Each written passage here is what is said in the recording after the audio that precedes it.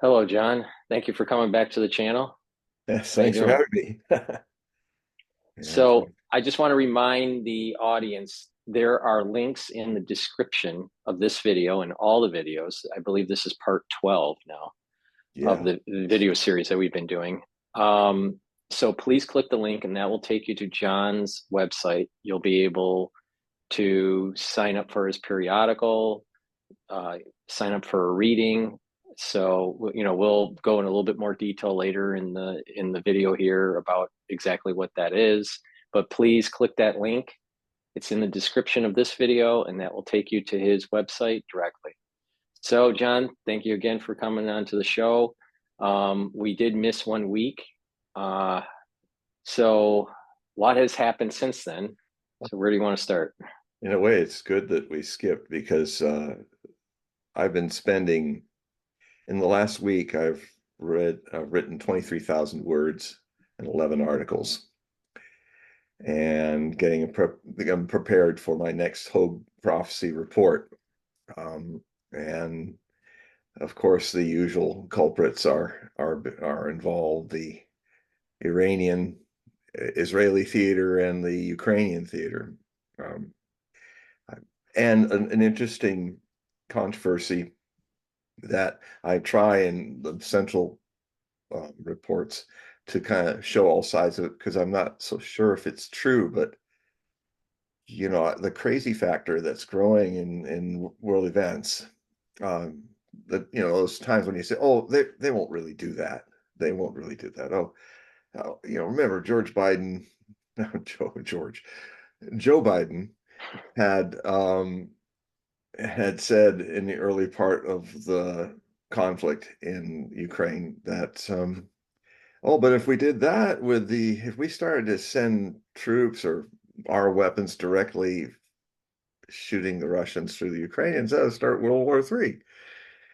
And now, or, oh, the Poles, if they go in, if NATO actually breaks up and does a coalition of the willing, and goes in on their own, then they're not in NATO anymore, even though they're NATO forces. That's how they can get involved in the fight directly with the Russians if the Russians start breaking out. No, we won't do that. We won't do that's crazy.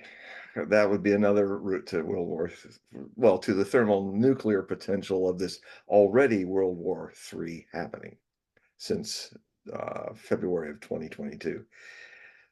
But then they do it. They're doing it now. There's already 1,000 French, not just mercenaries, not just what they call in the military sheep dipped. Bring in a French guy in a French uniform, you sheep dip him into the brown Ukrainian uniform, and now he's a Ukrainian. There's at least 3,500 surviving mercenaries that have done that, with 7,000 already have been killed. Um, the but now it's like French flags, the real people. And there's talk about Romania moving. Like if there's a collapse of the political, I mean, this next month and the 21st of May, uh, Vladimir Zelenskyy is no longer the president by law, by Ukrainian law. He didn't allow elections. In fact, the man is famous for, in the name of democracy, shutting down all opposition parties. This was before the war. So he didn't even have a national emergency to do it. I mean, he was voted in a landslide by people because he did the Servant of the People series, where he was just this teacher who ends up becoming Ukrainian president. And he said all the right things. Actually, a really good show. I've seen some of it. He was like saying, oh, we gotta be for the people. So he literally took the name of that documentary and made it a party, his party, in a real political campaign financed by one of the more influential oligarchs that run Ukraine, Kolomoisky. And he's a Jewish Ukrainian uh, guy that does that, but he also funded the neo-Nazi groups like Azov. He funded them. So it's a very strange mix. But then when I look at what's happening with Israel these days and what the kind of government that it has, and it actually kind of unfortunately, kind of a good fit. Um, so so anyway, the um, so he won by a landslide in 2019, and then when he got in there, all the Azov people, the deep state of Ukraine, the oligarchs and all, were all basically pro-neo-Nazi. They said, "Listen to us. All that stuff you did to get to be president, now you listen to us, you do a 180." And so, they basically told him, "Oh, you just drop all of that," and he did. So the Ukrainian people, he's as unpopular with the Ukrainian people as Biden is in the United States. I mean, because they felt they all got gypped. Russian Ukrainians, Ukrainian Ukrainians, they got gypped by this guy. He didn't come to make peace. He actually made the whole thing worse. Under his watch, his country's being destroyed. It's being broken up, and now the Ukrainian front, as I've long been saying on this show and other shows and writing since this war started, I said, you watch, especially of late, of a couple beginning of the year, I started talking about how by end of April, look out for end of April.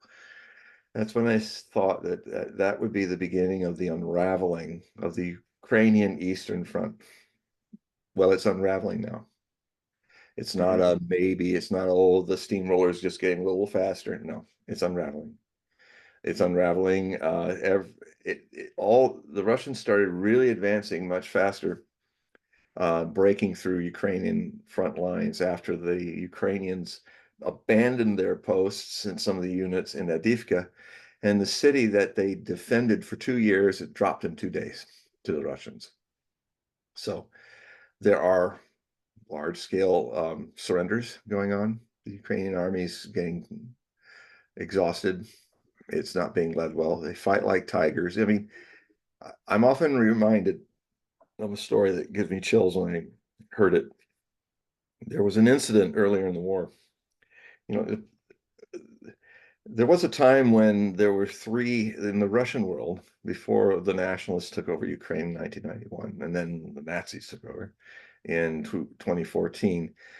There was an understanding that goes back to Ruski, the Rurik, and the beginning of the Slavic world of Russia, that basically looks at three core Slavic Russian groups that are the center of the Russian world. The one is the Muscovite Russians, Novgorod Muscovite Russians, which we kind of just call the Russians. The other are the White Russians and the Belarusians. And the third are the Ukrainian Russians. And because they're all sprouted as different derivatives of the same source from Kiev, which is the current capital of Ukraine, is actually the birthplace of the Russian world, the Russian society and culture. And the problem is that so these guys were fighting. There was the Ukrainians. They were surrounded. I think it was in a forest. They were surrounded by Russians, or in one of those tree-lined forests between fields that are really dictate the battlefields of a lot of Ukraine. And the Russians, in a little lull, the gunfire, were saying, because they're dropping these guys one by one. They said, "Look, surrender, Reykjavik, Reykjavik. We won't harm you." Which is true. The Russians have been really good at they even have a radio frequency where they have it on, and if you want that, you call that frequency, and the whole battalion just did that the other day in Bitchute when the Russians cut through the line so much they got surrounded. And I saw this morning a terrible sight. I saw one of the parts of the battlefield, and it looked like something right out of Matthew Brady's photographs from the Civil War, heaps of people strewn. And all these Ukrainians were just blown away by artillery and just covering the field in their defense areas. And the Russians are walking through it, and they can hear how they're kind of feeling sad, how tragic it is. Well, anyway, the guys rushing, yelling at the Ukrainians, surrender, don't die, surrender, we'll take care of you, you'll be fed, everything will be fine. They got to yell back, and the guy said in Russian, Russians don't surrender. So the guys cast a sigh and they fought on, and they all died. They fought to the end. So the only problem the Ukrainian soldier has is his leadership, and the fact that he's being used, exploited by NATO to have his behind killed so that the NATO people don't have to do it.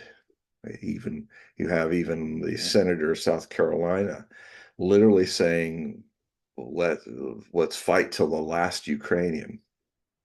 He doesn't seem to connect what that means. Or when Lloyd Austin, the Secretary of Defense, was asked, well, what do you want to do in this war? Well, we want to harm the Russians. We want to kill a lot of them, and we want to harm them so that they'll have a revolution and overthrow Vladimir Putin.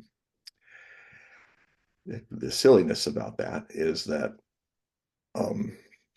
if Vladimir Putin agreed, the way that he would be overthrown is what they're expecting this is going to do. It's actually making him more and more popular.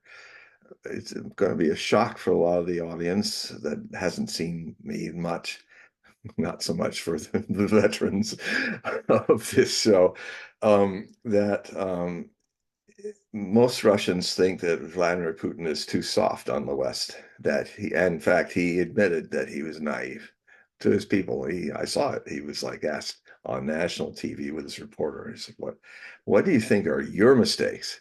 And you'll never hear that in the Western press. I mean, imagine somebody just really just saying, okay, and in a war, your leader. It's like, well, FDR, how did you screw up? Well, Winston Churchill, what was the issue that's your fault? Well, they asked him, and it was amazing his response. I mean, you always watch body language because bodies never lie. Usually, if somebody would be defensive, he gets stiff. Well, I haven't made a mistake, or there'd be, but his immediate thing was he was listening like he does with his nose down, kind of like a meditative hobby, the house dwarf. And then when he's asked that question, he kind of, what were your mistakes? And he kind of went, oh, you're trying to, where to begin? He rolled his eyes and he was like, well, and then he said, I'm naive. I was naive. I thought I like the West. I like the culture. I speak fluent German. When I worked in the in intelligence during the Cold War there in Eastern Germany, and I think I gave for years I tried to convince them to do things, and I just couldn't stop. I never wanted to go to war, but there was nothing left. They gave me nothing left. They gave the Russian people nothing left. I mean, and so the only thing left was, especially when they were getting ready to start, when it was clear that all of this maneuvering with negotiation was done just to let NATO train the Ukrainian army so that it would be a unit of NATO, openly admitted by some of the leaders, which you won't hear on the Western press, but it's all out there. And that's what Hogue prophecy reports do. They give you the alternative sources and their sources and their sources so that you can actually, I mean, don't walk into anything blindly believing or blindly disbelieving. That is the sign of immaturity and infantilism. That's the sign of, I mean, if you just follow your beliefs, because belief is well, somebody's telling me something and I'm going to put my blind faith into that being true. Go in and seek to know, not to believe. And you won't be able to do that unless you unplug yourself from your more familiar sources of news and stress test them, as you should stress test me. You'll never hear the mainstream media say what I'm saying to you, but you will constantly hear it from the alternative, or what I call the free speech media, that is growing exponentially. I'm a part of it. And they will say, look, don't believe me, check it out. Now that requires what's happened when this country was created. People were far more politically engaged than they are now, because they lived in a world where if you didn't make sure the people that you elected don't do things for you, you might die. It was a harder time.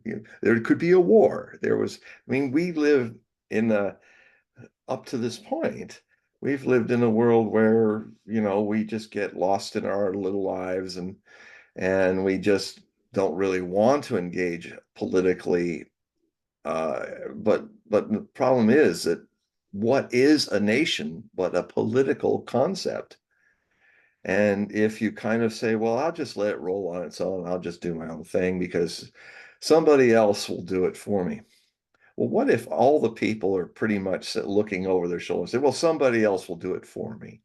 I mean, it's like one of my favorite stories, which sometimes I use to remind people to help support the work that I do, is a lot of people are like sitting on the fence, and they're all thinking, well, somebody will help it out. And what happens is nobody does, because they're all waiting. It's just like everybody's waiting for who's going to be the first penguin to slip off the iceberg, and they're all going to check to see if the leopard seal gets him or not. And so they're all waiting, and then one finally slips off and goes in, and then he doesn't show up, and all the penguins are going, well, we always knew that was what's going to happen. And then like 20 minutes later, he shows up. you know. So this is a real story. I might have told it before here, but it's a real story. It's actually documented in the annals of Emperor Akbar of India, who was one of the great Mughal emperors of the Indian kingdom in the 16th century, around the same time Nostradamus was alive. And he's responsible for creating the Taj Mahal. And he was a very much a Renaissance man during the time, though the Renaissance was happening in Europe. His court was rich with great musicians, poets, thinkers, and even one of the best court jesters in history, Burble. Um, and he comes up a lot in Akbar's annals. For instance, to give you an example, there was a scene where suddenly Akbar, um, maybe Burble did something wrong or something, but he hauled off and slapped him across the face. Now Burble's response was not to go or shock or he was slapped in the face, and he turned around, and the person nearest to him, he slapped him in the face. And they said, keep it going. He said, keep it going, don't stop. And so that guy kind of went, oh, okay. And he went and slapped the other guy.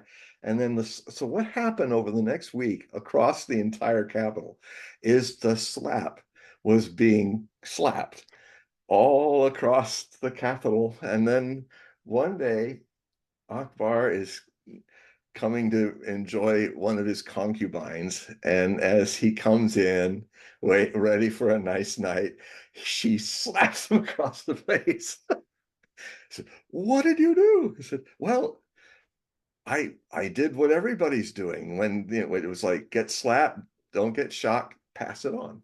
I passed it on, and it looks like it's come back to its source. That actually happened. So that's one of the many stories, but the one that I would apply for, helping people understand that this needs to be helped, because we don't have the big corporations running the news, our news. We're all shoestring. We're all doing it. Uh, and a lot of the people that used to be well paid, who can't tolerate being on mainstream media anymore, they are also hand to mouth just like us. But we love what we're doing. We feel it's patriotic. We feel it's human and helpful that people really find out what Russia really is like, what China really is like, not what these people try to do on CNN, Fox, the legacy media, BBC, and all that is we're here to think for you because you're too busy with your little life. We're here to think for you. And and it reminds me of when CNN, when Ted Turner left CNN and it was being taken over by a corporation. There was this very creepy ad. They thought it was wonderful, but they were literally talking like that. It said, in the world, this is the mid-90s, in the world, there's so many things to know, and there's just too much to take in. Isn't it nice that us, that we can tell you what it's all about? It's like we know we'll do the thinking for you. And isn't it nice to know somebody who knows? And then my response to that was, yeah, Big Brother knows. Exactly. Big Exactly. This Brother is knows. so this is so much like 1984, and Yeah, they're famous for and CNN's famous phrase that Cuomo used to say yeah, is the news you need to know. yeah. Which is another way, like, It's like, like I'm we will presuming tell you you know what nothing, and we I will tell you what and you need to you know, know. and then I put out my big Q-tip and stick it up my nose. Yeah, I you just, right, I just, know, and then and I how, come yeah, from, I right, worked with these people. I yeah, I just, boxed all of them. and the sad thing, what there is there is change that's going on. You're a little bit older than I, but there we have a similar experience in America.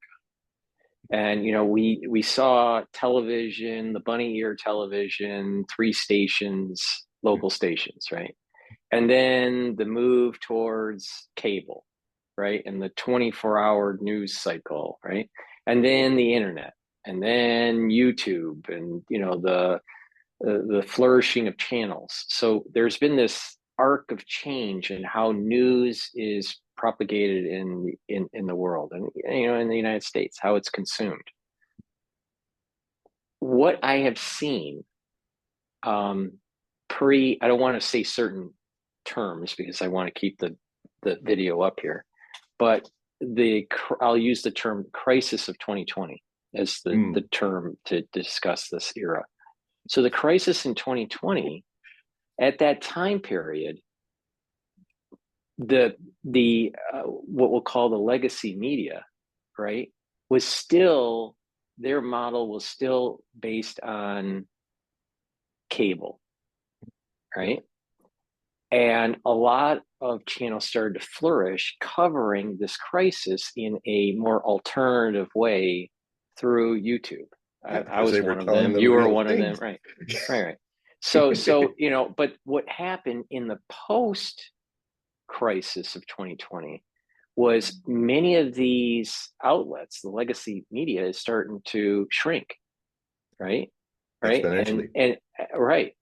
Their viewership is going down, not double only digit. on not only on the actual show, but also number of hits on their websites are going down. Yeah. Wall All Street Wall Street Journal is going down. The FT is going down. The Financial Times is going down. Bloomberg is going down. Berg. So, right. So they're all. So what has happened now is that they're starting to lay off certain um, famous newscasters, right? That maybe, said certain things at certain times where they became too radioactive. And Don now, Lemon. well, yeah, I was going to say it was Don Lemon, and I also Tucker, but Tucker, was saying certain things that Fox didn't like. So, but what happened is that they ended up moving into this alternative realm, Yeah. and some of them, not all of them, but Megan Kelly is starting to get her foot, Yeah. She's found a situated new in that life. realm, right? Judge Napolitano. I never Right, watched him when he was on Fox. right. He's mellowed out, and now that he's free of it, Judging Freedom is a great show. I suggest everybody watch it. Yeah, yeah. But I agree. But what's happening is that the part of the legacy media has left or has been forced. They left on their own volition, or they were forced to leave. Yeah. And then some just decided to do nothing, not to, cover. Some decided to try this whole set up a channel and build their own little network kind of thing, like Tucker did. Yeah. And some of them are becoming successful, some are not. The ones that are becoming successful, I think they're sucking up some of the viewership that some of the smaller channels like myself used to have. Mm. So there's this, my concern here is the legacy media is slowly creeping into the alternative media realm, slowly. Yeah. It starts with the Tuckers that were kind of the black sheep of the family, right? Right. Of Fox News. They get a crowd. Then all of a sudden, the rest of the legacy media decides to start moving into this realm. So this is part of the reason why I think YouTube is slowly dying for channels like myself. But other platforms like Rumble is starting to become more beneficial. Yeah. How long that stays, I don't know. It's like Rumble, Bitchute, Yeah. Brighteon. They are kind of like 10 years ago what maybe YouTube was. Yeah. And so so we're kind of like moving, we're moving into a new realm. People move to GETTR and Truth Social Yeah. because Twitter, before Elon Musk bought Right. them, there was a lot of censorship. Well, and But there was now with that new thing that was kind of a maroon symbol. It was going to be the place where conservatives could not get banned like they were in Facebook and other places. right, right, And right, this novelty or something like, I don't know. They killed that. And then of course, right, yeah. So right. go So ahead. Elon Musk gets into Yeah. buying Twitter, turns it into X, which Huge right, change. that's a huge, yeah. And so now a lot of the eyeballs that were in Rumble or channels like this on YouTube, those eyeballs are now moving massively to X. So X is morphing into something beyond Yeah. what Twitter used to be. What that will be, I'm not really sure. Some It's sort of an hybrid, evolution in maybe. process. Yeah, but something's changing. That legacy media, the point I'm making is legacy media is moving away from cable and getting into the platform of YouTube, while the ones that used to have channels and had a lot of viewership in YouTube is moving to either Rumble or X. And so there's this movement that's taking place. There's this larger movement that's happening. Now, Yes, but how it I'll all tell you. plays out, I'm not really sure. I mean, Well, I'm not it plays out. It's not a place that's going to be that welcoming to all the bullshit artists and lying people of the mainstream media. If they think they can move that into the alternative media, they're going to be in a place where there's all kinds of people nailing them for it. Boom, boom, boom. I mean, it is more, you get more direct reactions and responses right. from people on X or in the alternative media than you do. There, this whole kind of ivory tower kind of idea that uh, we know what to tell you. I mean, I'll tell you the big demographic that Biden has lost and the mainstream media has lost is Gen Z. Gen Z is discovering alternative media. Across this nation, something's happening that hadn't happened since Kent State and all the anti-war protests across the universities of the United States. It suddenly exploded, triggered by the bald-faced genocide of the Zionist government in Gaza. And these kids, I was around when all that was happening in the late 60s, early 70s. And it's exactly the same. It's like, and these people really are no more war. Stop these forever wars. Stop the genocide. And the Gen Z, unlike their parents so much, the new millennials, the Gen Zs are politically active and like they were in the 60s. And I would also say that from my understanding as a forecaster, that I remember on your show just the last 6 months, I've been telling people how when Pluto starts moving out of its long time orbit through Capricorn, which created the structure of democracy, what the democracy really didn't start spreading over the world until it moved into Aquarius, where it is now. And then the catalyst for spreading it was the French Revolution. And that Pluto return is coming in 2034, 2036, where it'll return to the birth point of the French Revolution. But it's already starting. I've seen there's been a shift from 2023 into 2024 that if those legacy people want to play games on the alternative media and pretend that it's not there like they try in their legacy shows, I don't think a lot of those people will make it over. They don't have the mindset.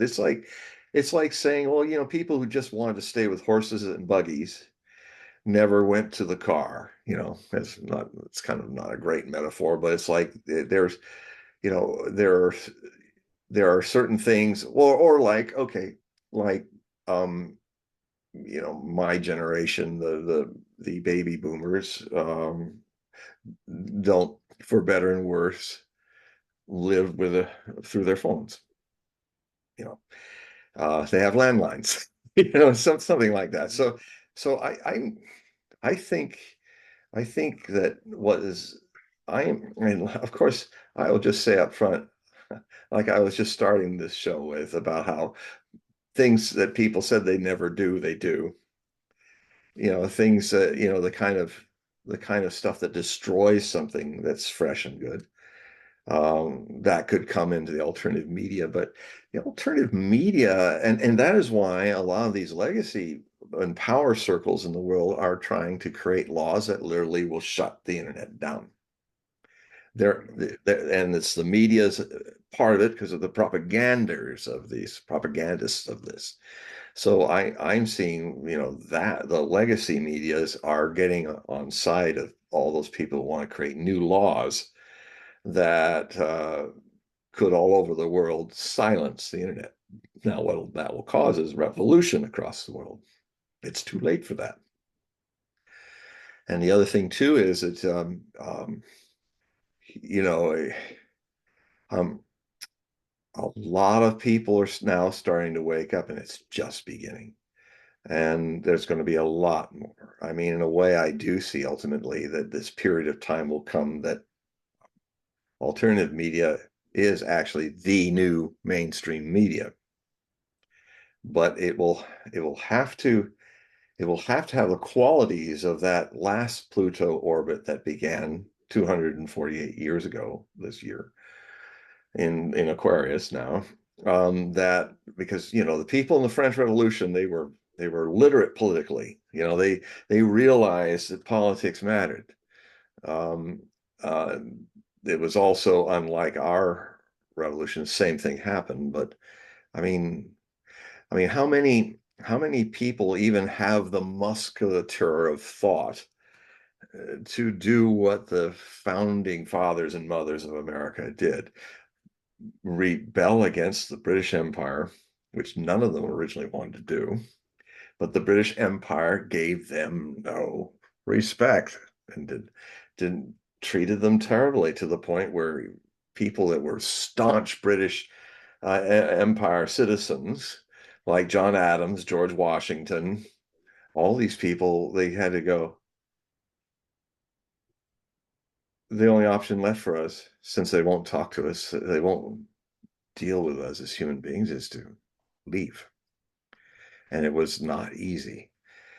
And it killed 35,000 American citizens in the American Revolutionary War. They lived in a time when life was shorter, and more intense in a lot of ways because people on average didn't live long lives. And they all had a memory of why they were there and not in Europe anymore. 30 years war, where your king, if he decides to be a Protestant one day and after being a Catholic, he forces all of you to be Protestants. If you look at the Bill of Rights, it is a variation on a theme of all the reasons they wanted to make in law defending citizens' rights, all the reasons that were lived by these people who left Europe to avoid this tyranny. And when the tyranny was really pushed on them, I mean, we were kind of isolated from European stuff by then, but when the empire reached out and said, you're going to do this. Now, we've gotten soft. Our revolutionary muscles are flabby. And that is because we have all taken for granted our freedoms. And even though Americans never had that great a memory of their history, this current lot of us has almost none. And, history always goes in cycles. And when people get flabby and take things for granted, they lose them. We are losing the democracy. We are not in a democracy now. It'll keep the trappings. It's like what George Orwell, no, it was the man who wrote another great thinker, the one who wrote Brave New World. Huxley? Yes, Huxley, close friend of D.H. Lawrence, actually helped him edit Lady Charlie's Lover when he was dying. And Huxley had this wonderful quote, which I sometimes use in my book, where he says, the way the tyranny will happen is you'll still have your Congress and you'll still have the House and the Senate and the Supreme Court and the president, and they'll talk about democracy just like they were before. But in fact, it's all talk. In the name of democracy, you will be living in a fascist dictatorship. And that's happening now. And I tell you, it takes guts to rise up against it. And you may end up in jail. I'm speaking about myself. I mean, you may end up dying. Because we've come into a time where it's time to man up, woman up, and deal with that. And it's time to start knowing your constitutional rights.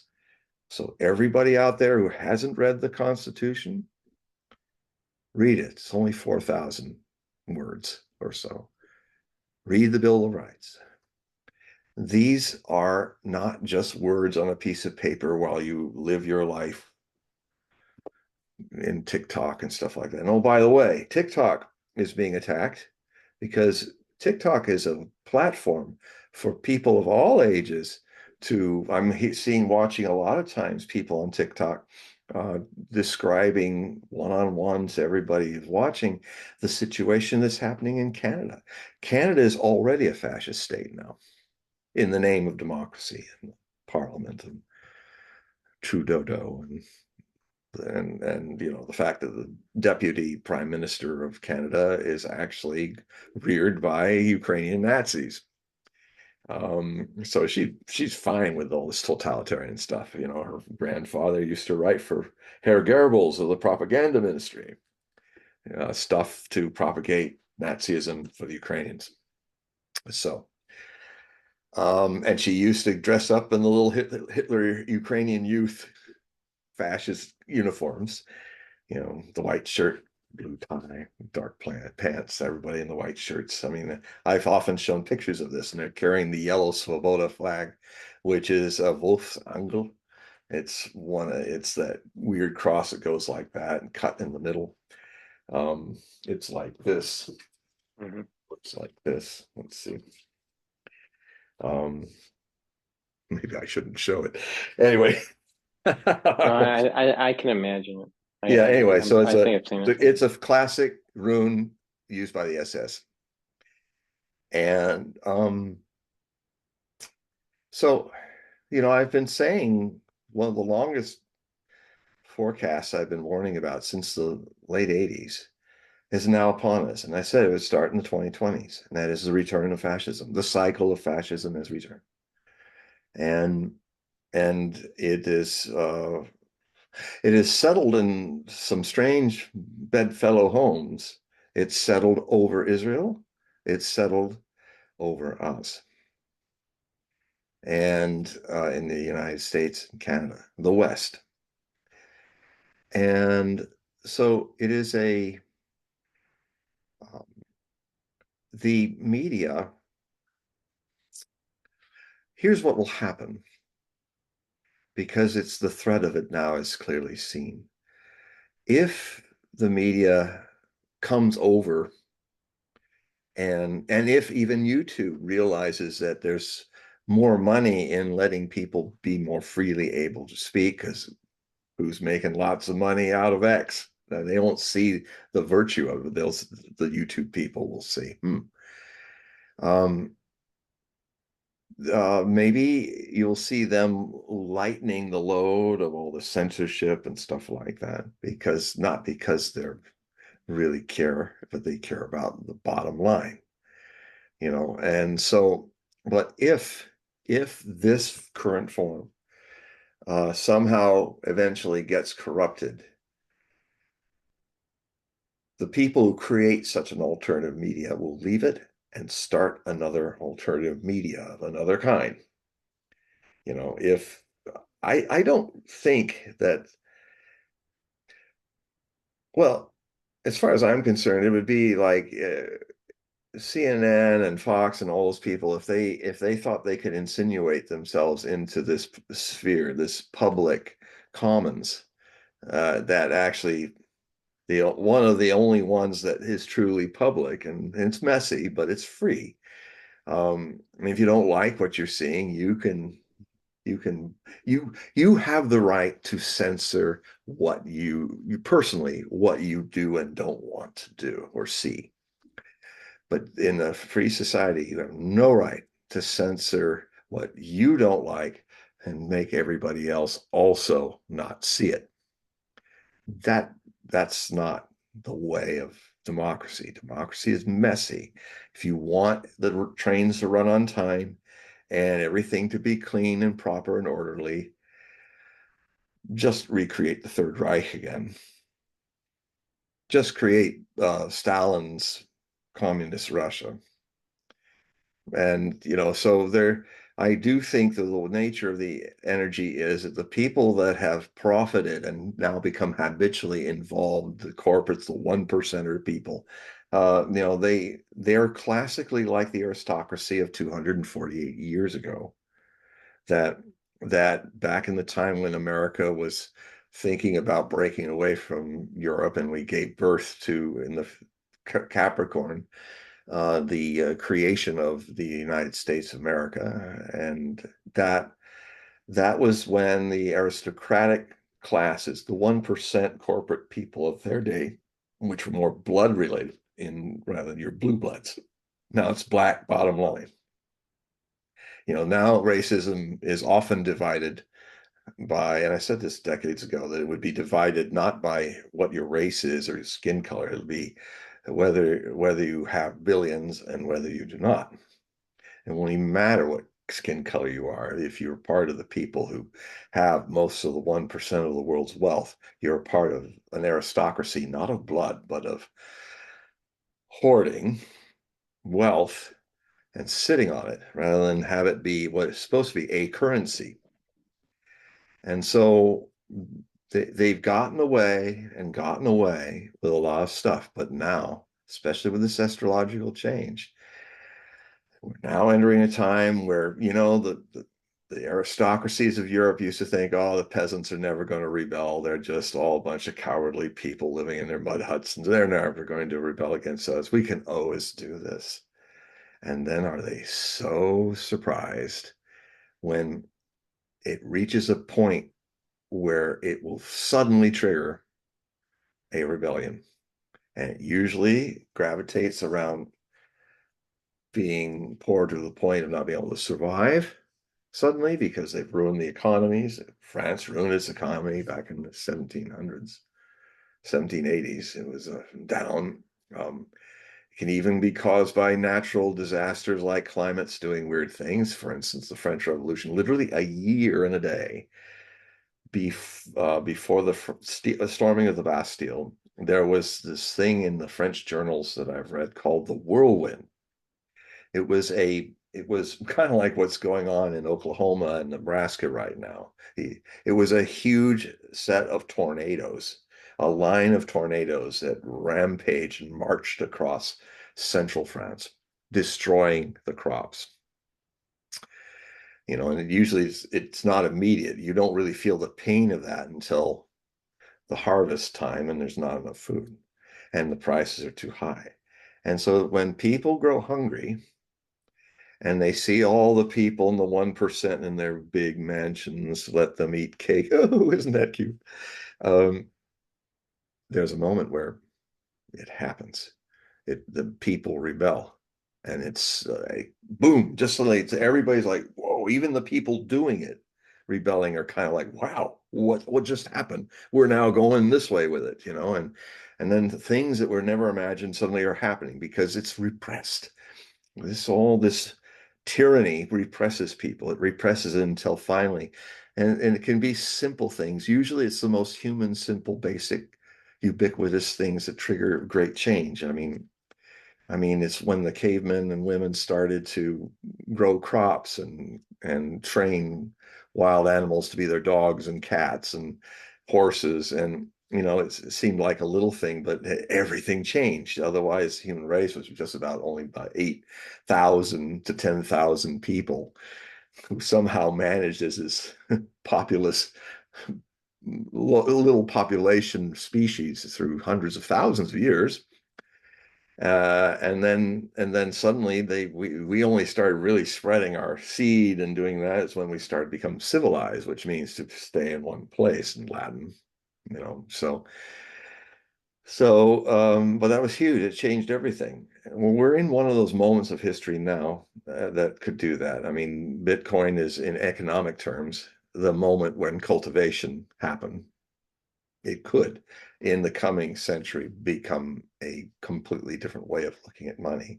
It might be accelerated by the fact that now these oligarchic aristocrats are pressing down on us, just like King George III did. And the people, they think they can keep the people down. Well, okay, we'll control them. That we'll make sure that money that they have our digital money, that any other paper money or other things they're not going to have. Well, there's already countries that are coming up to people saying, no, we don't want this.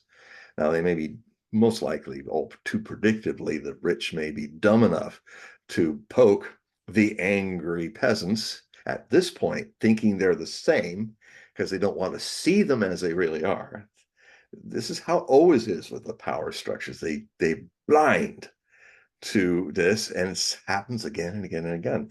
And they are so surprised when they're getting their hair cut off and their hands bound and they're lowered into the guillotine for the blade to drop. Well, we're coming to that period. It'll be a rhyme, as Mark Twain said. The history doesn't repeat itself; it rhymes. And I'm only stating I'm not for or against what happens. I'm just giving you the suchness of the situation. I would not like to see any violence. I would not like to see. I would like to see this happen in a peaceful way, but the forces are set again. That I have to kind of acknowledge it, even though I do not like it. I have to acknowledge it as a forecaster that the forces of violence and clashes of and revolution are upon us.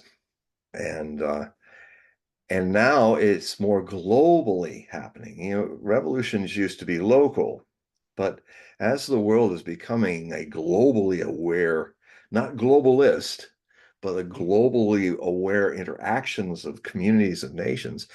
I mean, the West and America being at the head and Europe want to kind of hold on to the way it was, and they want to destroy the BRICS nations, and the rules-based order, which never tells us what the rules are because they're making them up as they go. The BRICS, watch October in this year. It's one of the most important Octobers in human history when the BRICS gather in Kazan, a Muslim state in the Russian Federation. And they will begin to work on the alternative currency measures that, so Xi Jinping, Putin, and Narendra Modi will all be there, the top bunch of the BRICS.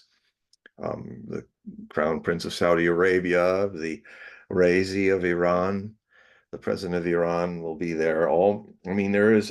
It's called the governance of the world majority. Now, I've talked about this. This is a new rising thing in the world majority.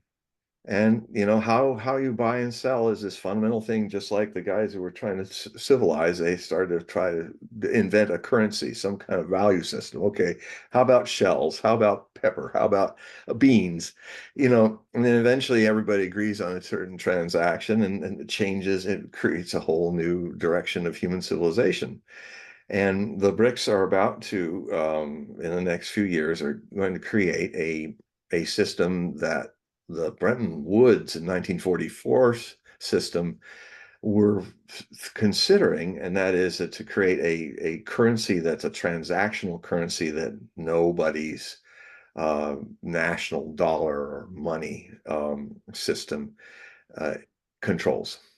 It is the bridge for the other systems to buy and sell and trade, using their currencies to be converted into the collective currency. Now it's still being melded, but this was actually what John Maynard Keynes, who was part of the British economist, very famous Keynesian economy, he was part of the group at Bretton Woods with the Americans and others, and they were all trying in 44. They could see they were going to win the war in about a year or two. They thought it in 44, and they said, okay, well, let's already start planning for the future. We have a world where the economy is in shambles because of this war, and America is like the last big economy standing, actually profited from it, from the luck of being separated by two vast oceans. But Europe is on its knees. Asia is on its knees. And so, but they made the grave mistake of deciding. They went for the easy way, not the challenging way to really create a new monetary system that is not nationalized. They embraced the US dollar. And that was a big mistake, because then what they did is the greed that eventually happens in conscious people is the US dollar becomes a weapon of domination. More than our nuclear weapons as a power, as a threat that people subscribe to or surrender to, the US dollar has been the very essence, the very core weapon economically that has created our kind of unique imperium that doesn't, like the older European imperiums, have armies and colonial armies and viceroys and all the nations that are subservient and exploited for their manpower and their cheap labor and all of that. We did a thing where just we don't even plant a flag like Britain Union Jack or the French tricolor. We didn't even do that. We do it by the US dollar and giving aid. And if you go in the wrong direction, you're threatened by getting your aid lost, or you'll have to all pay it up. So it's done purely by a kind of scoundrelish business weaponized model. And until last year, there wasn't another option. So we all had to kiss the American popo and kind of smile, but inside suffering from all of this. That colonialism now, like maybe the media might try to find a new way to exploit again. Colonialism at the end of World War II looked like it was dead. And then America became a neo-colonialist financial tyranny on the world. And because its dollar, because it was the reserve currency when we dropped the gold standard for the fiat economy in 1971, we had the power to deficit spend to infinity. We did have a commodity the others didn't have, Saudi oil. And so that was kind of our route into a commodity like a standard based on oil. And then the Saudis agreed to buy treasury bonds in US dollars. And so it was all fine. We were running the show. But in the last few decades, since we became a unipower after the Cold War I ended, and up to when Cold War II began in 2014, when the Americans helped Ukrainian Nazis overtake democratically elected government of Ukraine and put Nazis in its place, meaning that a whole lot of people who were part of Ukraine who are not Nazis were threatened. And a lot of them were the Russian eastern half of Ukraine. And that one thing led to another, and there was a long bloody civil war, and now this war that has widened to a proxy war between NATO using Ukraine to the last man and woman to fight the Russians. And it has not gone well. The Russians, if they wanted to kill a lot of Russians, they've only killed about 50,000. That's actually the number. But just today, it was announced that from their own counts at the Russian Ministry of Defense, and they're pretty accurate about their counts over the years, it is now officially past 500,000 583,000 dead, the Ukrainian losses in 2.3 years. Now the Russians have lost nearly, I would say it's close to 60,000 with the Russians. And I would say that imagine this. Can you imagine in the 10 years that America was in the war in Vietnam, which was such a trauma for us, and the loss of life was around 57,000 if you include the missing, or certainly dead. The Russians have burned through 60,000 Russians in 2 years.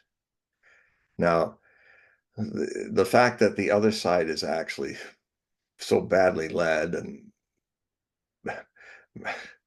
and literally being used as cannon fodder by the West, it's really criminal what NATO is doing. And they're openly saying they're doing. If you watch the alternative news, you can hear them saying it.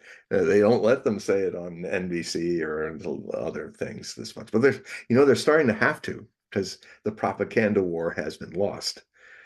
But so you're seeing the New York Times and you're seeing CNN sometimes and Fox. They're now saying the things that anybody been watching me all these years. I've been saying this before the war started. Ukraine's going to lose big. It's going to unravel, and it could start a clash between NATO, and because NATO is run by infantile people who have no reverse gear, and they're now showing it. Macron started to talk crazy talk, and he's actually chased one the last few weeks ago. We were talking about him. Well, he's already put 1,000 of the 2,000 initial French in Odessa.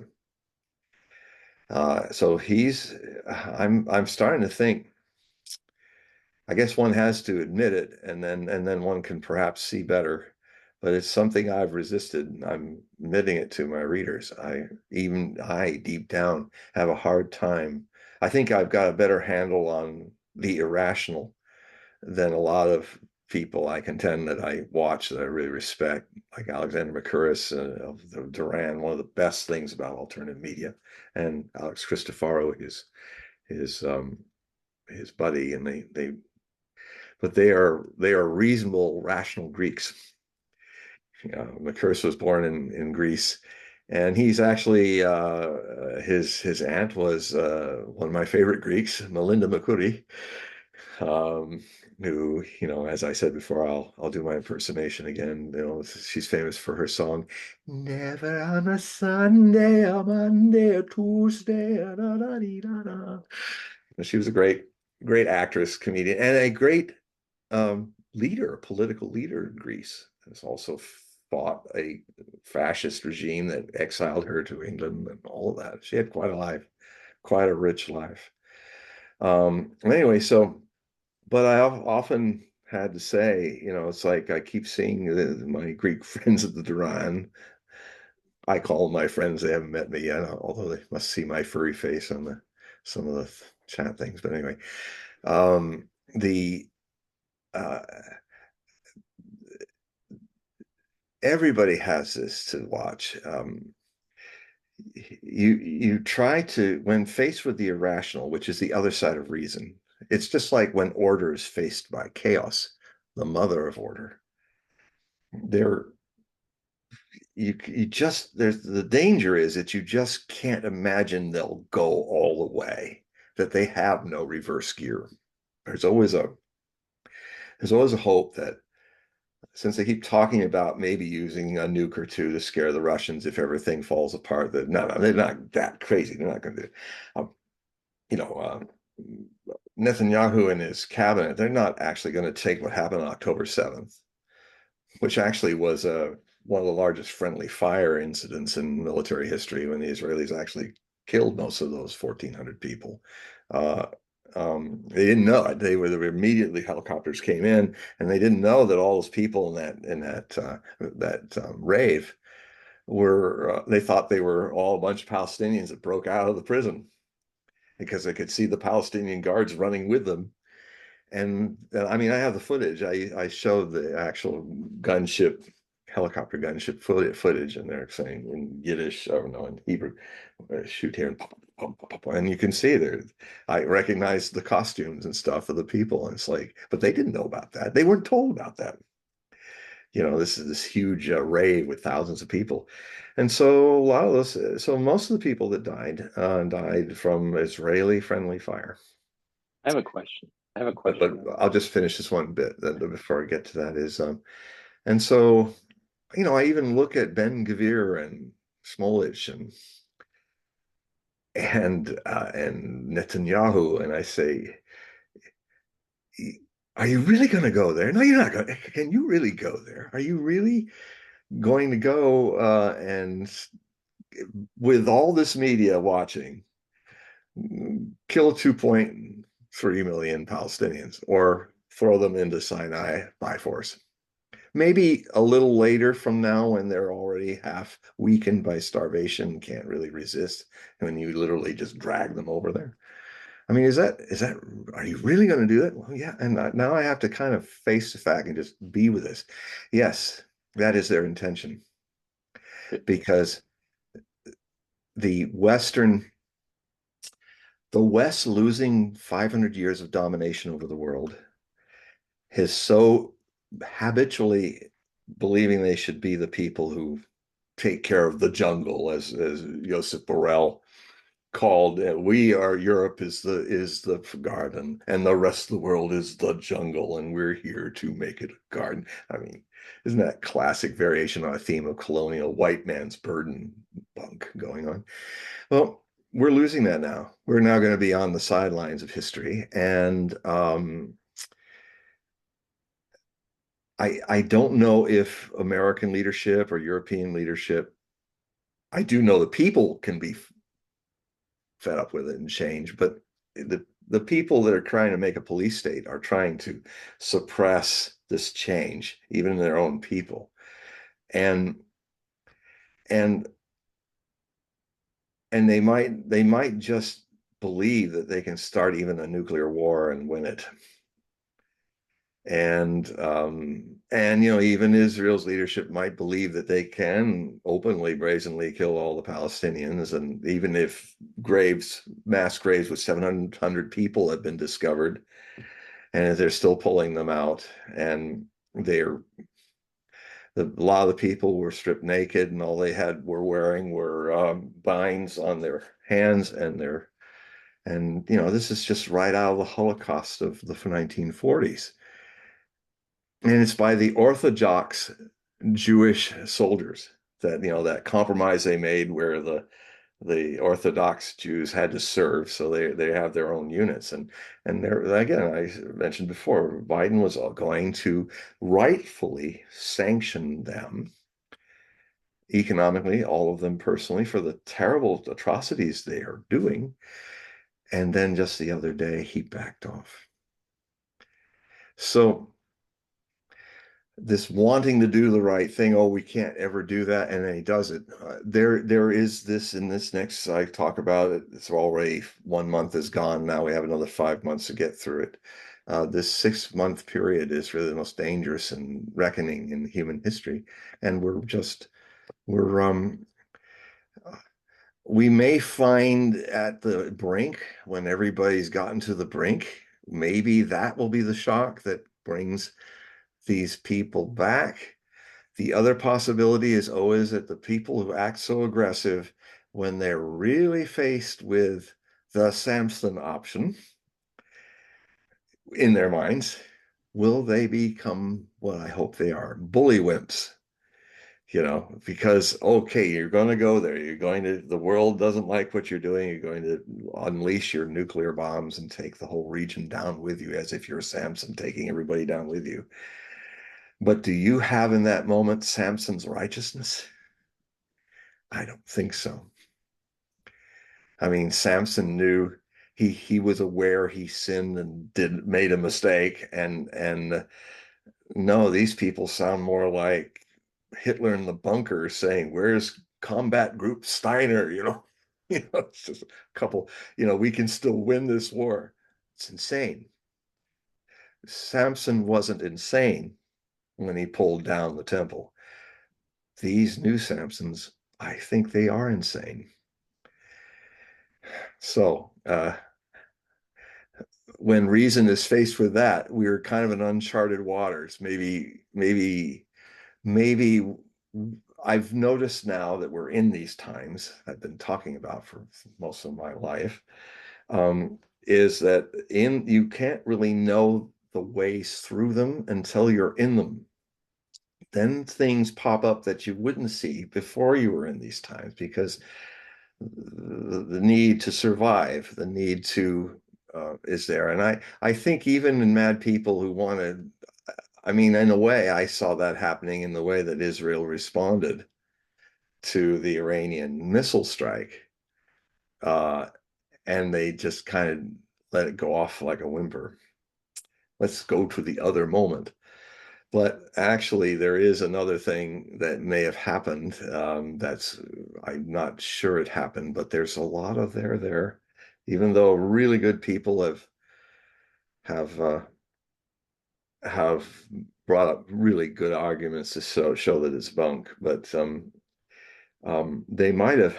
I'm sorry, I'm taking so long, but to get you your question, but the this is really something if it's true, and I hope it isn't. I'm seeking to refute it, but there's some weird parts of it that I don't know. Pepe Escobar is a really good source, an international journalist from Brazil. I've been following him for years. He's a very good source.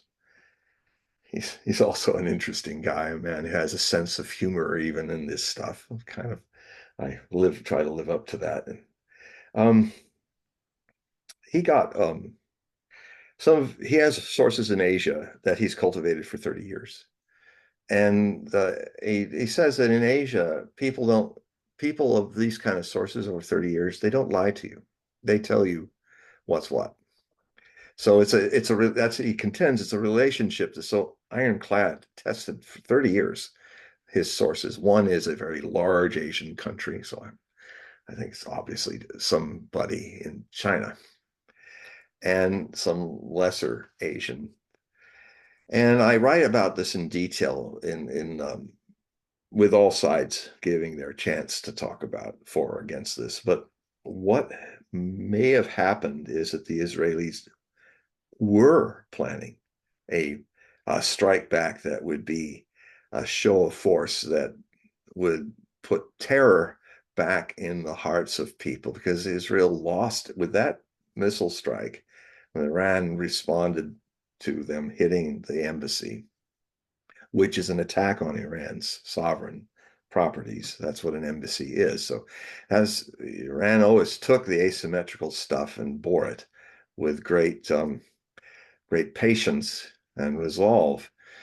But when they hit those generals and all that in Damascus, I mean, I know how the Iranians are. They said, well, that's our red line. You just crossed it, so we will strike back. And like a lot of people were surprised, well, why are you striking back about this? Well, I had to remind people in my writings that, well, this has always been Iran's view. Even the alternative media people, well, why are they doing this? I said, no, no, they've always said if you directly, openly as a state attack our airspace and our land, we'll go immediately at war with you.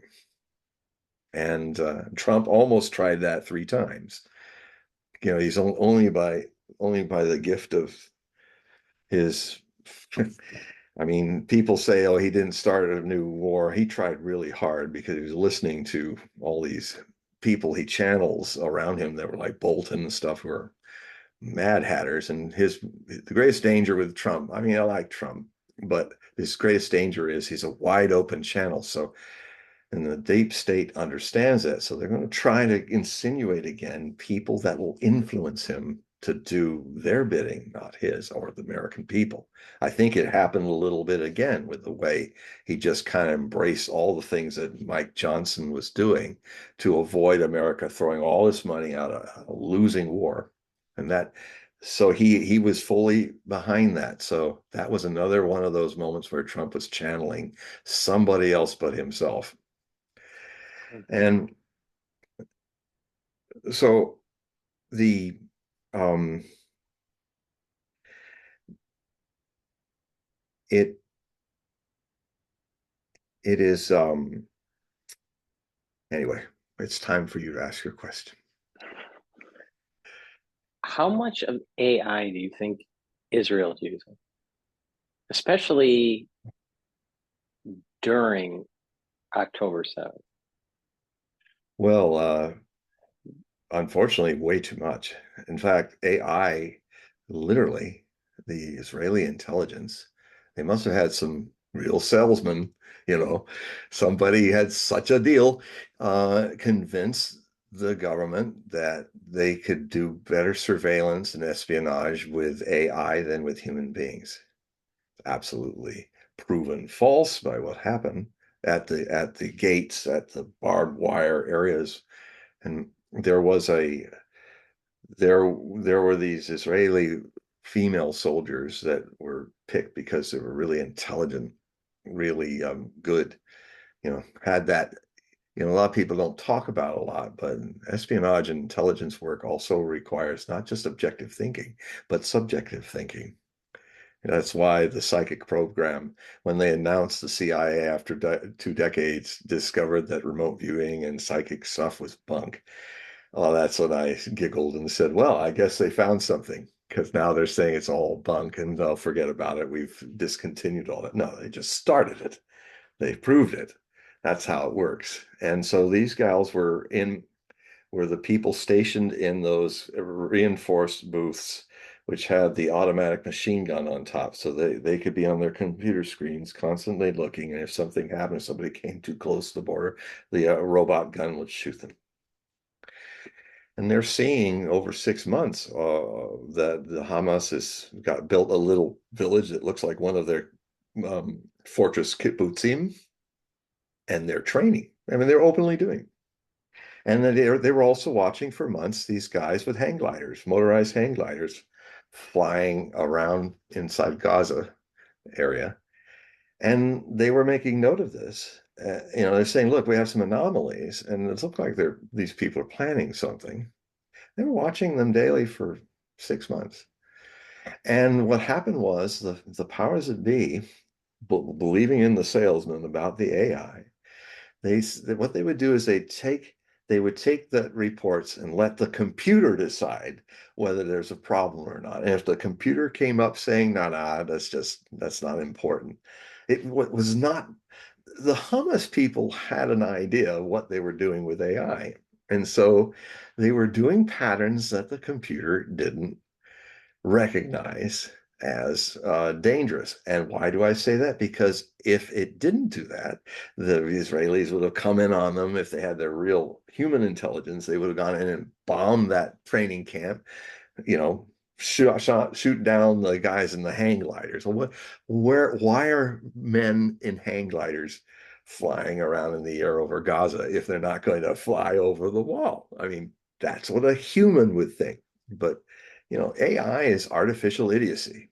It is not intelligent. It is people, the stupid people of the world who love it so much think that intellect is wisdom and intelligence. Intellect is just a, a facility of being able to count and multiply and do things, and it's a part of us. I mean, Napoleon Bonaparte had an IQ of 142. He was very bright in this regard, but he was a complete idiot to invade Russia. He,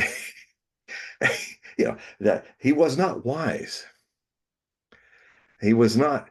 He was proficient in the military arts. He was almost like a computer himself. I mean, he used to line up 6 or 7 guys with pens, feathered pens, and he would pace up and down. As Napoleon was always like this, and he would remember in his mind a half dozen different letters that he was writing to different parts of the empire, and he would go, okay, number 2 this, and then he walked down and he go, pick up where I said before, number 3 here, and he would go up and down pacing, and he'd managed to get 6 letters written and ready at once. And he didn't sleep much. He only slept about 2.5 hours a day, but he would take power naps even in the middle of a battle. He just dropped down on a bear. They pull out a bear rug and drop him down, and all his general staff is watching him and go for about 20 minutes as the Battle of Wagram is going, one of the biggest battles in the Napoleonic Wars against the Austrians. And he then spring up, and I mean, I actually do power naps a lot, even though I do sleep normally, mostly. But anyway, these girls, these women it was getting so bad that they um, broke the chain of command and actually hopped over the guy. I mean, this is the problem with the Israeli army and Israeli society. It's very macho male. Women are not, especially in the military. Women are, it's just the women. They're having fits. They're having, I'm afraid of something. I don't know what, they're women. That's a very strong in the Israeli IDF. And so that kind of prejudice was very much there. But the women were really seeing something. And since they were there in those little fortified places, and frankly, when the breakout happened, they were all mostly killed. Some of them became hostages. The woman that had the blood stains on her sweatpants and was kind of taken off, the famous shot of her being taken off into Gaza, she was one of them. And so some of them survived, but they're hostages. But most of the people that were combat or de combat in that first day, fighting and dying with the Palestinian guys attacking them, were these women. So they were sacrificed. So what finally happened is the day before all this happened, apparently they did finally have a meeting to look at what was really going on. And they just decided they couldn't come to a decision. They said, oh, we'll talk about it tomorrow. We'll get together tomorrow and fix it. So really bad leadership. Really, at some point, if Israel survives this, Netanyahu and all those people, Gallant and all of those people should stand trial for what they did. They created the situation. They were asleep at the switch, and AI had a big part of that. So, and the other thing that AI does, you have, I think it's called lavender or pink or something like that, and it's where they allowed a unliving mechanism, artificial intelligence, decide who lives and who dies in Gaza Strip. So they gave the program parameters, and they had a grid, all this really small grid where every house, every building was into the grid, and the AI would decide who lives and dies. How can you give a soulless machine the power of life and death? Well, maybe you don't think those people are they're as bad as the goyim, the Gentiles. I mean, I've been watching rabbis, the Sephardic rabbis, some of the chief rabbis, but not the Kabbalist rabbis. They don't follow this stuff, or the Torah rabbis that I know. But I watch these speeches where I mean, you surrender your own intelligence to AI because there's no intelligence in saying, oh, the goyim, the the Gentiles, God just built them to serve us and let them live long enough to serve us until we no longer need them. Watch this guy saying. And then the guy that's the number one rabbi that Netanyahu, mainstream rabbi Netanyahu associates with a lot, he was saying such racist horrors, even worse stuff than the Nazis used to say about, oh well, because these people are where they're not chosen like us, we are of a higher state, we are closer to God, and so because they're not human, it's not a crime. Yeah. Uh, so it's not surprising that the younger men of such men who had such fathers have no problem massacring, lining people up like the Nazis did. In fact, in some cases, they say, "Hey, that's a good idea." I mean, I've already quoted, Jabotinsky to you. He was like saying, although Hitler is odious to us, um, um, his,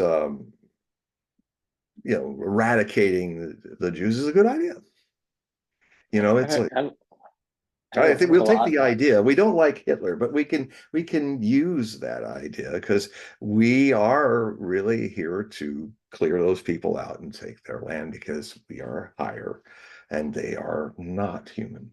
So the dehumanization of people, which is always a very fundamental thing in racism, and even somewhat of the dehumanization of women who are trying to really seeing something is happening on the line.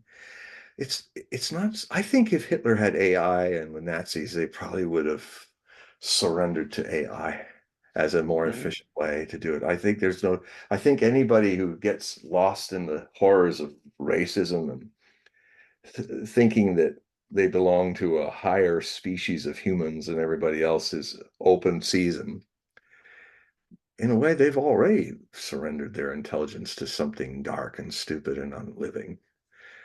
I think they would gravitate towards making a golem, Mhm. making a golem Mhm. out of mud, not out of mud, but out of circuitries.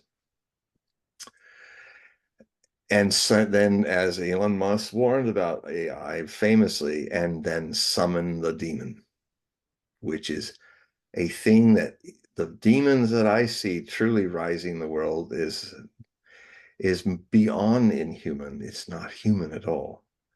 It is a soulless mechanism masquerading as an illusion of being like a human and applying many of the worst traits of human habit.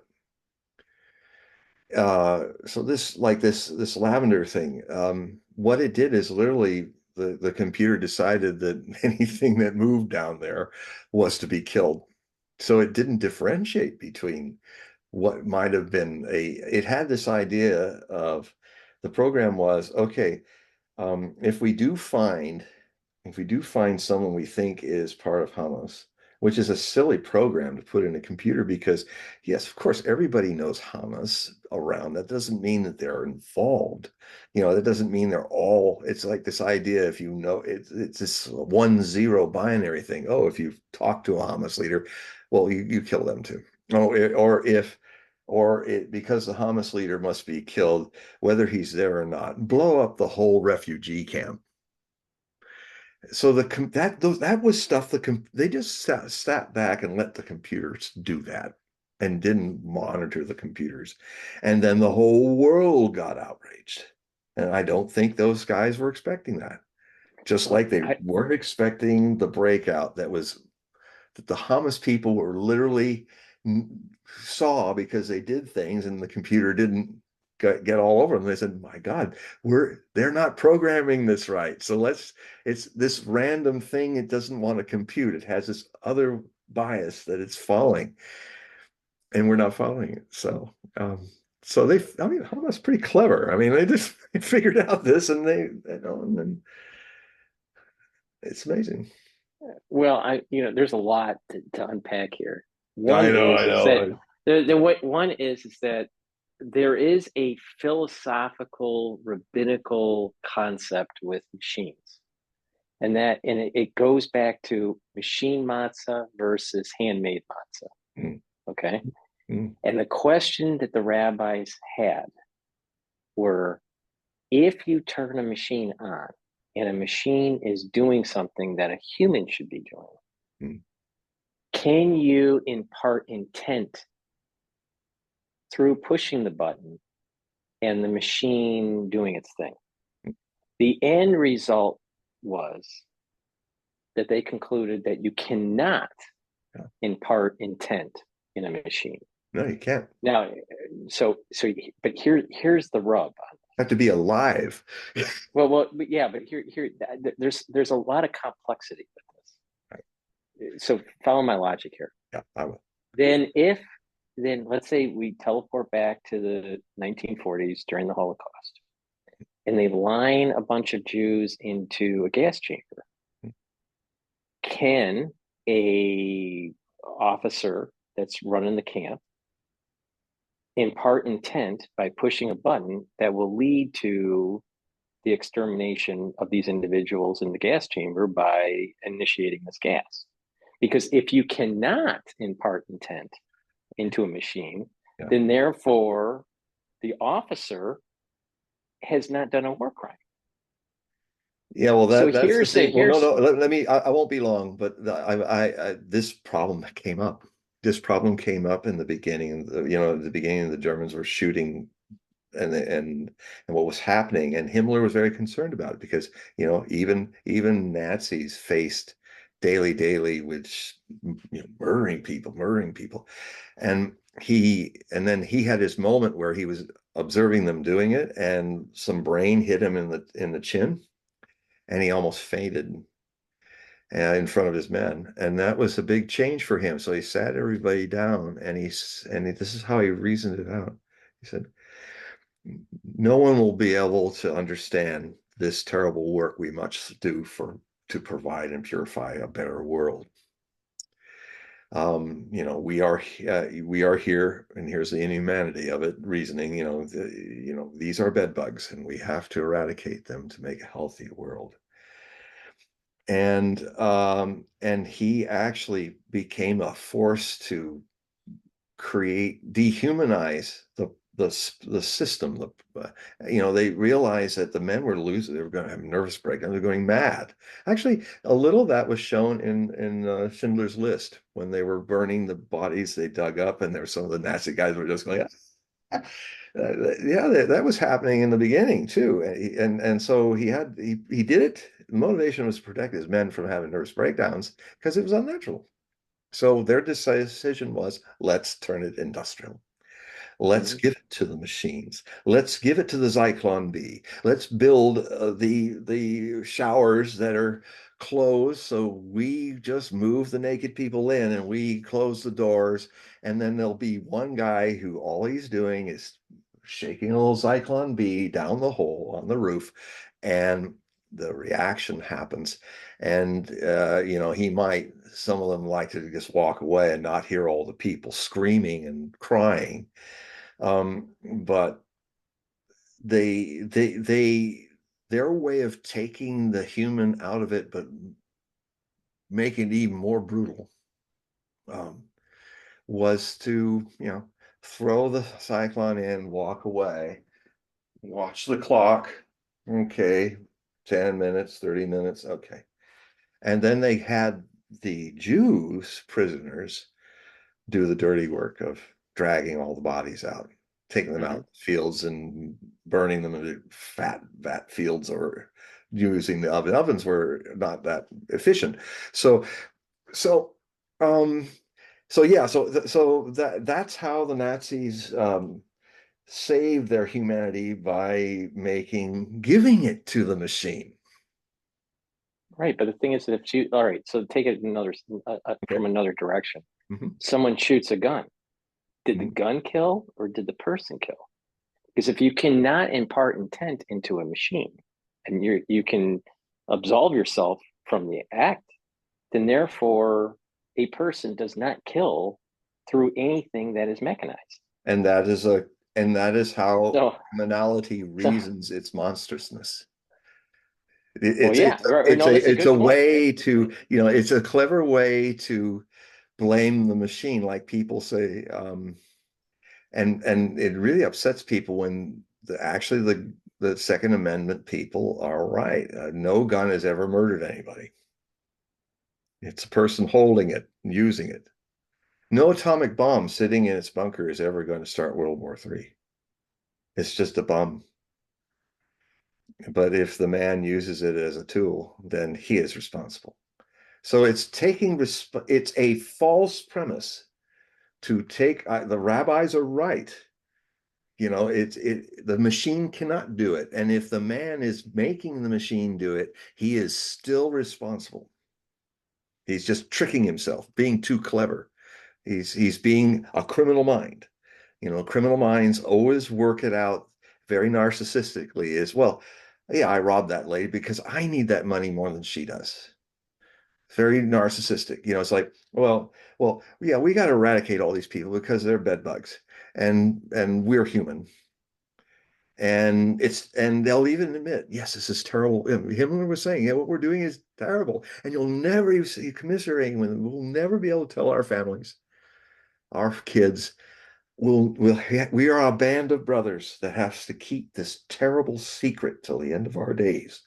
But it was a necessary evil. That's how criminal minds work out Mm, their their mischief. mm. Or you can even go even further with the Schroeder's cat. Mm, All right. All right. There's a probability that you may kill the cat when you shoot the gun, but you don't know until you open up the box.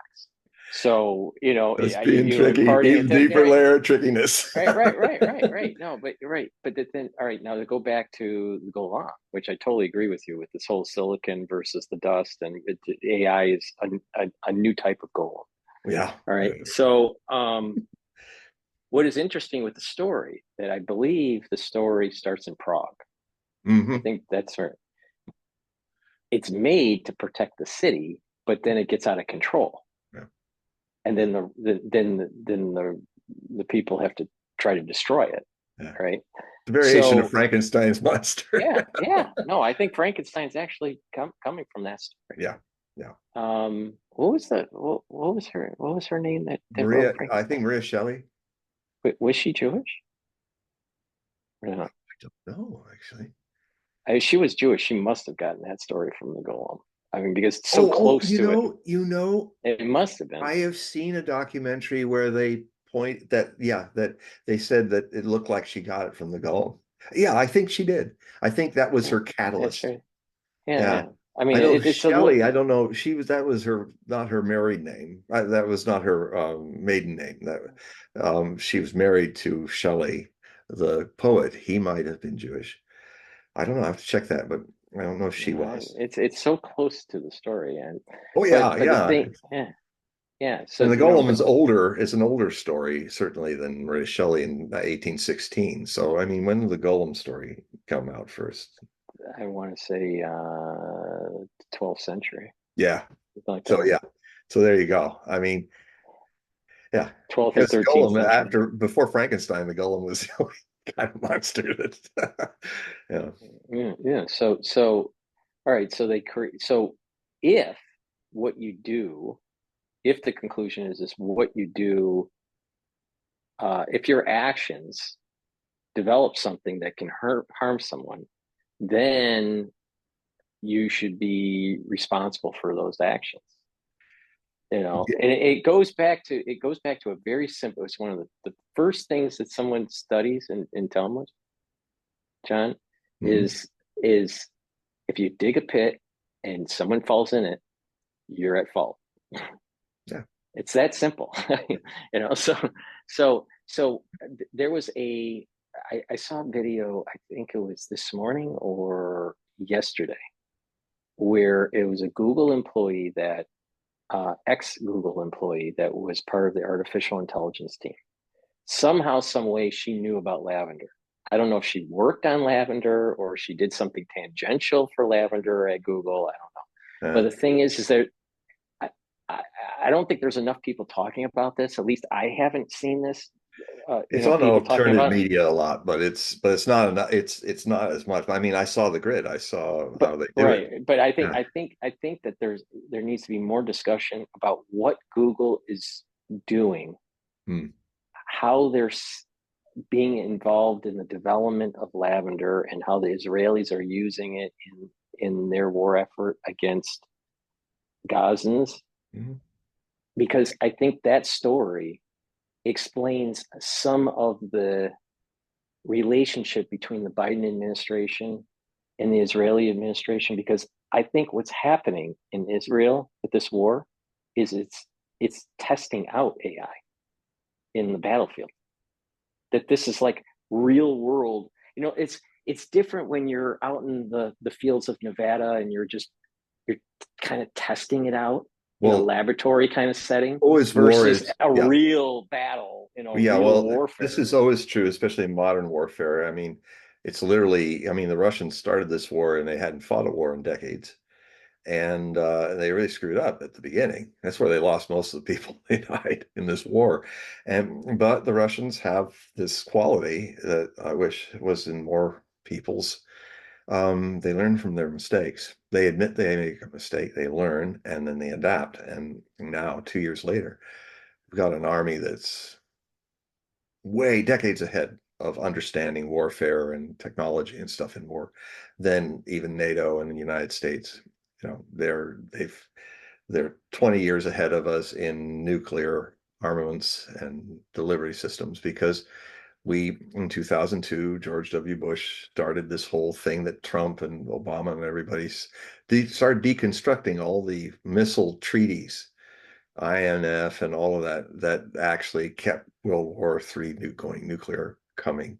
And so Putin asked them, was, well, okay, now, so what you're saying is you're not going to have a problem with us if we just go and do our own thing and create our own deterrence. I said, no, this is fine. You go, it's no problem.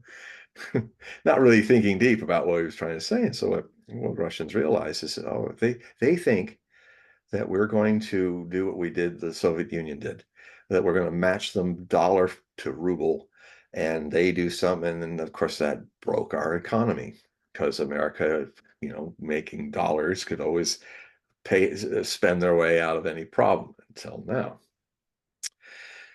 So, so what the Russians did is they said because their military industrial complex is purpose based, not profit based, and the purpose is secondary or tertiary, which has been completely exposed. And that's why everybody is not buying US weapons anymore, because we've seen how they're all crap, because they break down, and that means they get lots of maintenance, heavy maintenance, which has to go back the money to the military industrial complex. So they're not built to win a war because the military industrial complex never imagined that they would fight a big war like World War II again. The Russians understood that they would, because they are. And so what they did, on a budget of 70 billion a year and even lower during the last decades or so, they created a more efficient, capable, workable military instruments, rugged, not overly trying to shoot down a plane and make eggs. The problem with the F-35 is it tries to make eggs, fly, use nuclear bombs, and go and buy your wife a dress. It's like it's got too many complexities to it, and that's why the F-35, there's only about 28% of them that are actually workable. All the rest are in different stages of being fixed. You can't win a war with that. And so the so we believe the Bush people all believe that, oh, the Russians are dumb, stupid Slavs, and they're going to go and they're just going to repeat the mistakes that they did in the Cold War, and we'll break them economically doing that. I mean, the same thing happened when some sanctions were hit on Russia in 2014, when the second Cold War started. The Russians went, we're eventually going to have a war, economic and military, with the NATO. They realize that they have no reverse gear. They had to finally understand that. And so over those 8 years, the Russians quietly created financial siege walls in their economy, because they could do that with the advantage of being the ruble was not an international currency, but very much used within Russia. And since they are a commodity nation, the Saudi Arabia of commodities, they can take care of themselves, and they had a mutual interest for survival and concord with the Chinese, who needs lots of commodities. So immediately when the war started, the Cold War started, a day after the sanctions on the farming uh, produce of Russia happened, that's when they realized, okay, we'll just make it all ourselves and be self-sufficient. We'll stop buying European farm goods. We'll just make our goods better. And they did it. And at the same time, he went immediately to Z in China, and created a $300 billion deal that was the beginning of the move east of oil and gas to Asia. And when it happened, one of my sagest articles, I said, I'm going to tell you that no one's looking at this, but if they look back in history, they're going to say this was the moment when the shift from the West began to the East, and it will change everyone's lives. And it did. And so, so that's we have to learn from one's mistakes. Hubris, don't excuse yourself and try to kind of BS your way out of the responsibility of digging a hole and somebody falling into it. Um, it is whatever you can use, as Einstein found out, whatever you can use to bring peace to the world can also be used to destroy it.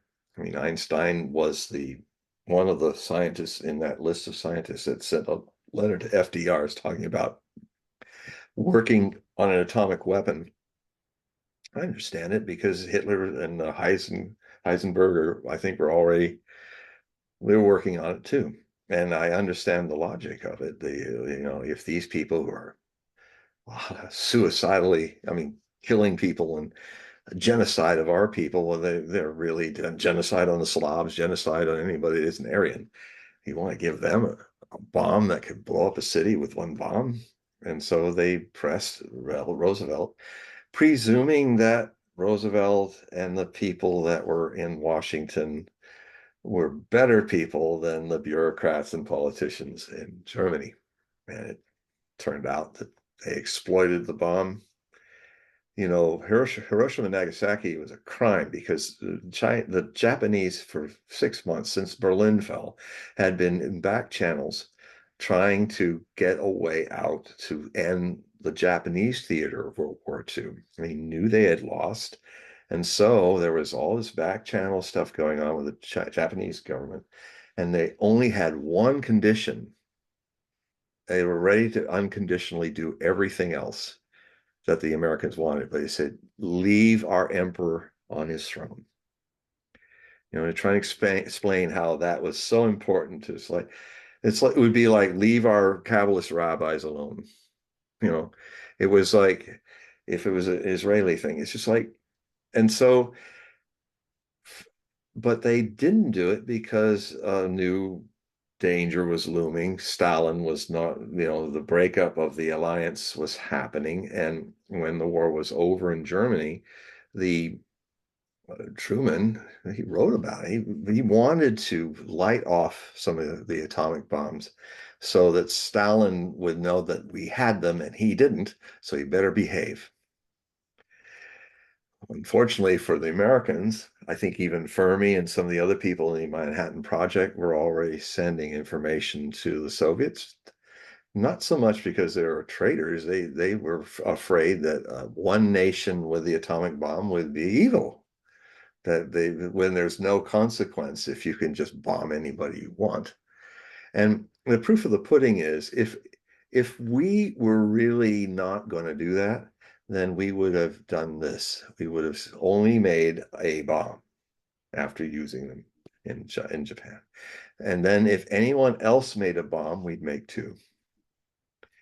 And if, and just keep it. But we were past or around near 500 atomic weapons we'd already built by the time the Russians lit off their first atomic bomb.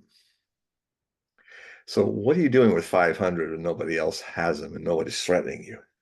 And you're really working to maybe you'll have thousands of them. And then if nobody discovers how to make it, then you can rule the world. If you don't like somebody, you threaten to drop a nuke on them. I mean, this is already in nuclear doctrine. And actually, Bush put it in and Obama made it worse. He made it absolutely clear in nuclear doctrine that America reserves the right to unilaterally use a nuke on a non-nuclear nation for whatever reason it requires. So, you know, there's some real criminal use of something that could light the world and power the world. And so Einstein, it was the greatest mistake of his life, he said. And he said, if there ever is such a thing as reincarnation, I hope I don't come back as a scientist. I hope I come back as a plumber. Now, he's Pisces, so I laugh astrologically because it would be kind of something like I'll work with water and pipes, water sign. And so, and if there's a flood, I'll fix it. And so he said that. And so he was, wisdom comes when you face your mistakes and then you don't beat yourself into schuldig and guilt and all that. Guilt is useless. Guilt is just a sinkhole to where you flagellate yourself, and it's just another kind of ego act, and it does not grow you. But Osho used to say, guilt is negative, it's bad, but to be ashamed is not guilt. It's all acknowledging in the shame in this way. It's, well, I did that. I dug that hole and that kid fell in and hurt himself. I'm ashamed of that. I made a mistake, but what I can only do, I can't help reverse it. Maybe I can help the kid if he hurt himself, help pay for his medical bills or something like that. But even if something you do gets somebody killed, guilt and guilt ridden is going to kill another person's life, yours. Be ashamed in this way. Be like, it was my unconsciousness that caused this person to die. I will strive to live consciously and learn from my mistakes. It's positive. So this is the positive side, guilt, being ashamed, but not to be flat, but just like on your own, not because somebody tells you you should be ashamed. You just say, I really screwed up and I'm responsible for that. And then it just inspires you to rise above your ignorance. That's my kind of being ashamed that I'm talking about. And guilt has nothing to do to help. There should be no guilt about anything. Shamedness, yes. Quick question. Do you think parents should be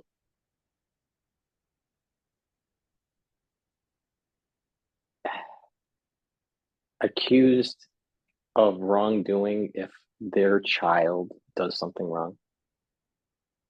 So they, obviously the mother and the father, they procreate and they have this child, all right? And let's say the child ends up becoming Jeffrey Dahmer, all right? Is it the fault of the parents?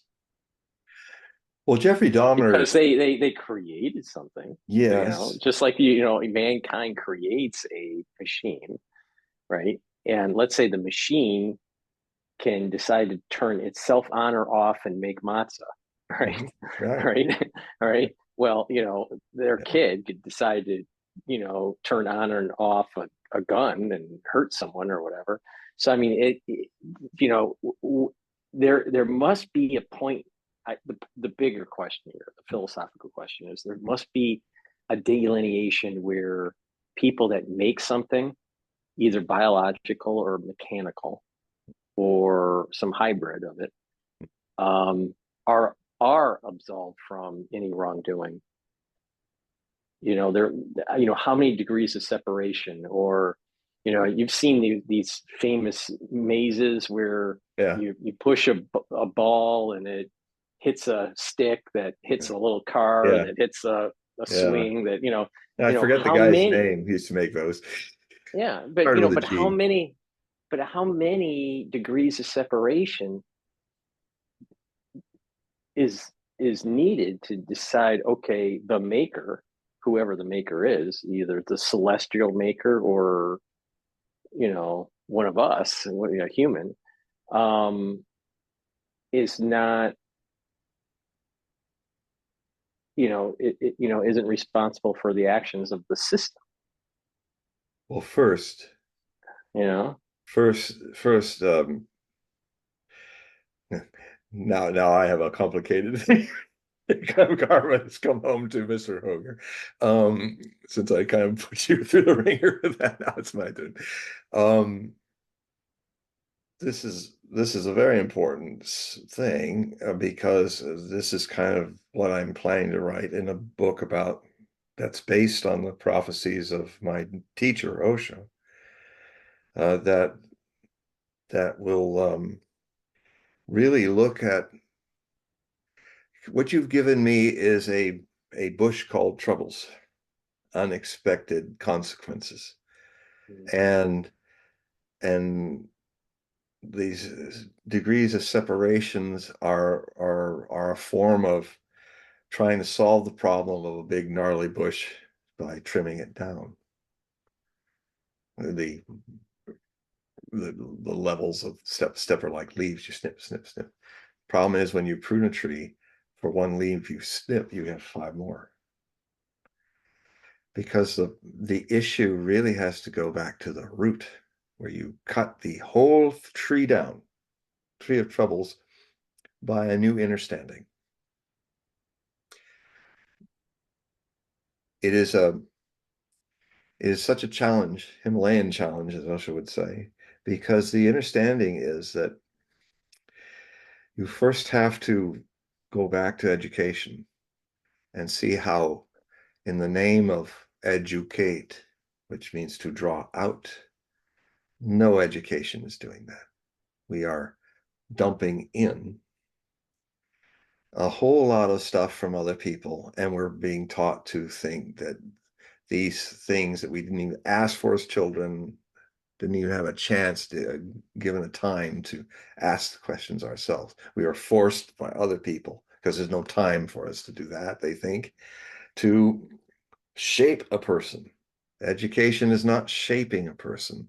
Education is drawing out the mystery of eternity, that this person in new form is literally the gift brought into our world of appearances and change, that changeless bright innocence. So that's fundamental in the structuring of laws. And it's a Herculean task that I will write about a lot because I've been thinking about this kind of stuff for most of my life, actually, in childish ways, and then as a youth, and then as a mature man, now in the seasoning of the approach of age, and which has its blessings too, of maturity. The the issue should be, um, you have to create a world where the individual is respected and where the child is not forced to lose its wild, innocent childishness. Now, um, We'll probably go. We'll talk a little about it today, but I think this is a topic we could talk a lot about in other shows because it's actually fundamental. It's cutting to the root is the only way a problem can be solved. Otherwise, we've all history is just a sorry show of everybody doing their best to prune a tree of troubles that just gets more strong and not cutting it at the root. So it's about, we first have to seek and find what is the root of programming?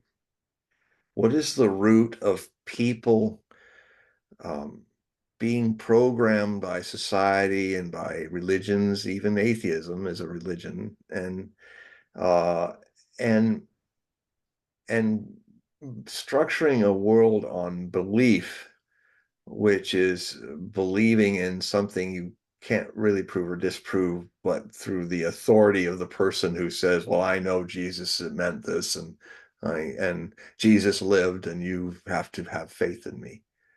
Well, um, why? The child would ask, why? Well, it's because you wear slippers and you wear a dress and a pointy hat. Does that make you some special? Did you ever walk with Jesus Christ? Did you know that he never knew himself by that name that all you Christians call him? He would say, hey, Jesus, he wouldn't turn around. He'd keep walking away with his disciples because Jesus didn't exist in his life. He's Yeshua, Joshua, you know, and he never was called Christ or Jesus. So, so So again, what's the example of that is that our education teaches us to handle unconsciously, borrow other people's givens that are against another set of people's givens. And and then that causes wars and discord. Um, the the cycle of war is because peace isn't really peace. It's a time preparing for war. I mean, I call it the will to catharsis is what wars were working well with until mutually assured destruction happened, where we now had weapons that if you use them, you wipe everybody out. So you can't do big world wars anymore. Now, time has passed. The Cold War I lived in is long forgotten. I have not forgotten it. And now we're in this new Cold War where our leaders and the lead have completely forgotten what it was like every day when you woke up in the Cold War I grew up in. You always woke up saying, oh, we're all still here. And there were 72,000 nuclear weapons in the 80s at the peak of it. We could blow up the world 1,000 times over. So it was a real thing. And it was the sword of Damocles hovering over every human head, Soviet or Western or capitalist or communist. And and it is the closest thing in life that I've ever seen where the Old Testament, I fear the Lord, was literally applicable to this. Fear the Lord God of mad, mutually assured atomic destruction. I just wrote recently an article, my last book, Prophecy, it reports about it. I do not fear God, but I fear the God mad, M-A-D, of nuclear destruction. And it's a healthy fear. We've lost that fear. We don't even know. It's almost like nuclear bombs are like a kid that reaches out at a pretty flame and he burns his hand. We've gotten to the point of a child who doesn't even know. Most people don't even think about it.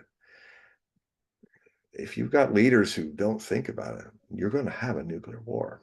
And we probably are going to have one. Hopefully, the shock of sticking the hand in the nuclear flame may be enough to shock the world and step back. But I think we're going to have a nuclear war because these people, because they have not been educated, they are the end sum total of trying to trim the tree of troubles. They only need they can only just keep trimming. They keep going forward. They won't step back and look at the whole tree and notice where it's nourished in the ground and cut it from there. And what is that grounding? That grounding is in a false ego persona. And that persona is our personality, so that we can be with everybody else in their personalities. It means mask. Where this is my face, society puts this, how I can do it. I can't do it. Anyway, I was going to do my hands upside down. Oh, yeah. It's Here's like my this. mask. Here's my mask. Hello, I'm John Hogue. I never had a name. I got a name. I got everything that I even think that I never even thought about when I was born. And now I want to find that child that I was before. The law has to be based on that. Now, this is a huge oceanic subject that I'm going to possibly write 300-400-page books on 3 volumes. I'm thinking just, I'll distill it into one book because, it won't attract people if it's a mass. I mean, I'll do the Nostradamus project that way because it's Nostradamus. You always expect it's going to be a big volume. It's going to be 3 volumes, probably each of them 800 or 900 pages. But it's a history of the future, so it's a big future, past, present, and future. So the the best thing I can do or suggest in this is talk about the things that people, just because of their givens, they never even think about, and that is that it literally starts at birth, and how we do not draw out the Buddha, the Christ consciousness, the spirit of the inner spirit of Jehovah in us that we come with. We cloak it, we dress it, we cover it in things that are transitory.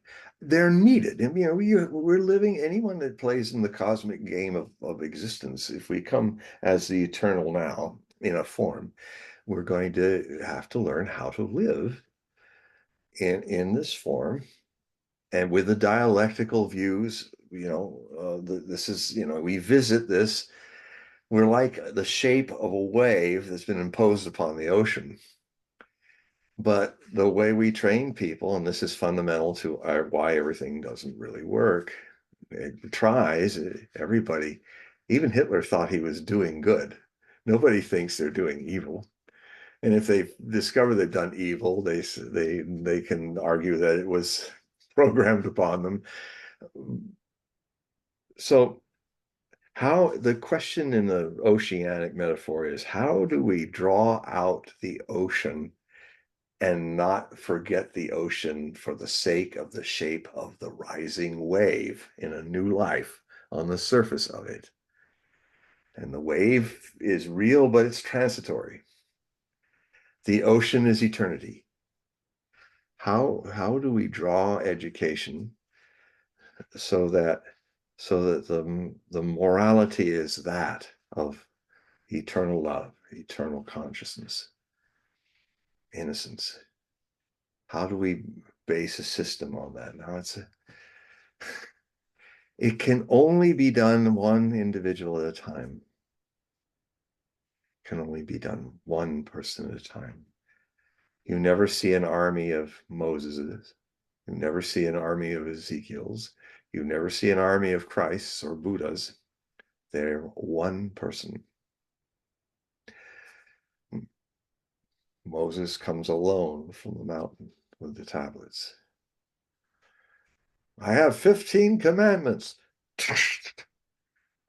I have 10 commandments. Sorry, I had to do it. Mel Brooks one. uh, so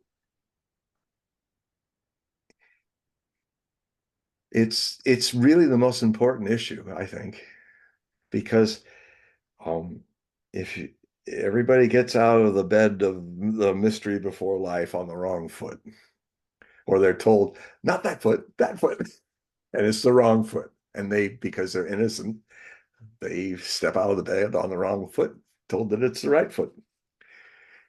And then it all gets worse after that. And so that is my rather unorthodox view of how to fix it. And this is just a piece of what because I've been all my life, even as a child, the Cuban Missile Crisis shocked it into me. I mean, I've learned that even bad things can be an opportunity to grow in wisdom. And the Cuban Missile Crisis really shook me up. And it made me at a very young age aware that I wanted to know what the world was doing and why.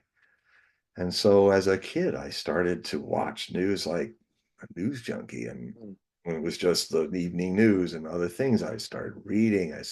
I wondered why.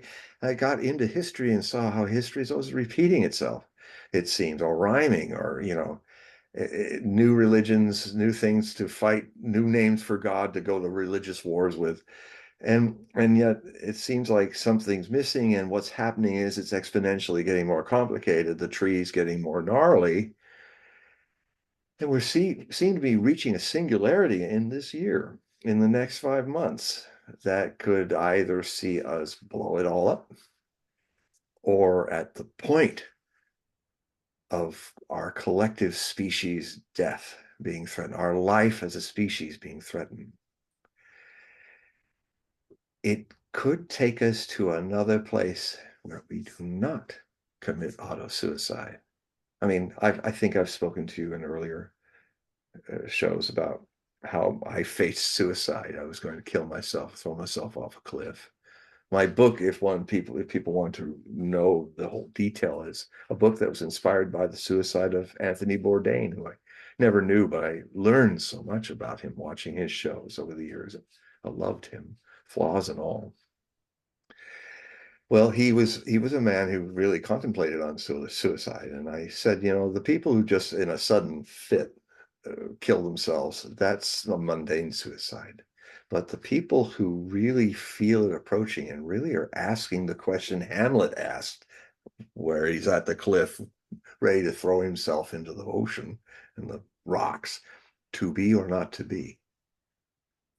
That is the question. And this is an essential question. His little soliloquy there is remarkable. To bear the slings and arrows of outrageous fortune. And then he resolves it. He was going to commit suicide. That's what that moment that it was getting overwhelming, seeing his father's ghost and all that, and he was ready to jump off the cliff. Well, maybe the human race on a certain level, when they're really faced with it, when it isn't a movie anymore, when it really is, we're on the edge and the whole human race is going to take a jump. Now, what I did when I was ready to take the edge is I thought, I sense this incredible power of death and life becoming one, almost as if they were coming together like people making love. It was like death and life were intimately the same in their uniqueness. They shared that. And it was so powerful that I decided to sit underneath a little young silver dollar gum tree, eucalyptus tree, and sit there for a moment before I went over the edge, because I knew that if I resolved not to jump over the edge, this would disappear. It only existed because I really was going to kill myself. So I just wanted to savor this thing before I went over. And then some energy came up through the roots of the trees into my spine and threw me onto my face into the crabgrass. And I cried my eyes out. I cried a lot of suffering and tears until it was very quiet. And it felt like the whole existence was wanting to just take me in its warm blanket after all that crying and love me. And I heard the of and something like was whispering, and I turned around as I'm laying on my face, and there was the little silver dollar tree in the wind. Beautiful wind came up, and then the sky was filled with deep dark blue with beautiful wisps of Southern California's cirrus clouds. And across from San Pedro, 23 miles across, veiled in a misty gown, were the changing colors of Santa Catalina Island, changing the sunshine. I basically come back from India after meeting Osho, and I'm in orange and a mala, and I'm a sannyasam now, and Sanskrit name, but I couldn't see how I could fit in this world anymore. So what had triggered it is that I realized that suicide is a form of absolute freedom and responsibility. And so it was almost like the message was, well, you're free. If you want to die now, you can die. And just do it. And so I decided to do it. And then this other thing happened that wouldn't have happened if I had done that. And so I, well, I was sitting with it. And then what happened was I had what Osho used to call, I think I had what he used to call a spiritual suicide. Now, that's a kind of shocking phrase. And unfortunately, a lot of people, when they see my book, because it's entitled Anthony Bourdain and the Choice Between Mundane and Spiritual Suicide, a personal reflection by John Hogue. I think it's one of my best books, but it's a lot of people shy away from it because, and I even say in the opening, I say, look, I define what spiritual suicide is. Don't think, you're killing the spirit. No, the spirit can't be killed. That's not what it is. Mundane suicide is when you, through a reaction of not getting what you want in the world, you destroy your body because you think that will end the pain and all that. A spiritual suicide is where you aim to do that. But because of some grace, some thing that happens you were planning for, like me sitting at the tree, you watch your misery and identity fall off that cliff, and your spirit remains. Now, it's like chopping down a tree of misery. It goes crashing in front of your feet, and you're sitting there. And for ever since that happened in 1981, I have been watching the tree of misery and identity slowly rotting away before me, very slowly. The tree's still green. It still looks like it's there, but it's a connection to me was broken that day. And it's taken me 40 years to watch in reality that misery and identity rot away, using this tree metaphor. So, that, I mean, I would feel after that, if I felt suicidal, I wouldn't cross the line anymore because I I dipped into it.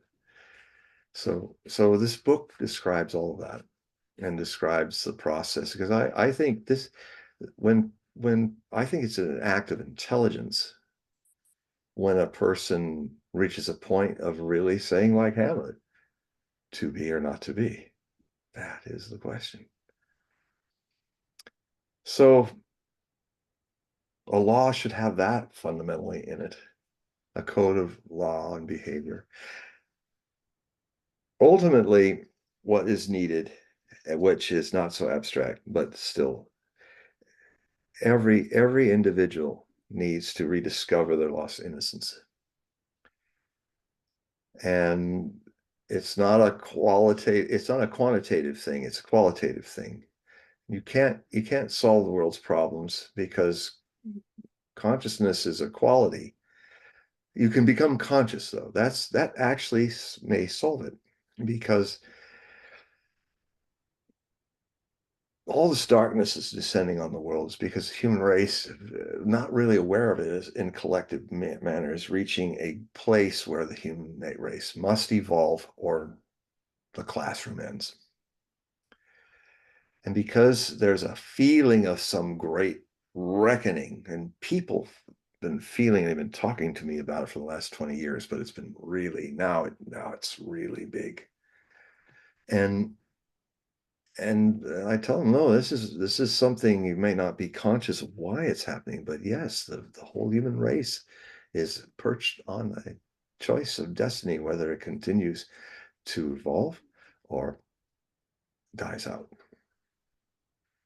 And it continues to be open to change, or it's so locked in its cage of familiarity, even though it's a cage. It would rather die in the cage or drop dead from fear of change, of leaving the cage and then being in an unknown world where you're free, but you don't have your familiar miseries, you don't have your familiar dogmas. You don't have the strange security that, well, like people in the Bastille prison. When the Bastille was liberated and they're dragging these poor 11 people that were there in chains for decades, they wanted to come back. They said, "Don't let, this is my home. I know this place. It's hell, but I know this place. I don't want to go out in the light into the streets of Paris. Leave me alone. Let me chain me back up to the wall." Well, that's what happens. That's what's happening. It's in many prophecies. The Hopis talk about it in the Great Purification by Fire is what we are actually experiencing right now. It started in the 2020s. And the fire can be three possible things. It can be the fire of consciousness, the light of fire of consciousness awakening in us, or and that could be triggered by the danger of the fire of thermonuclear war looming and the slower catastrophe, which is much more hard to recognize because now the people that are fighting on both sides of the argument issue are completely missing the point of what's really going on. And that is that we are in a sixth mass extinction phase in this history of Earth, otherwise known as the climate changing.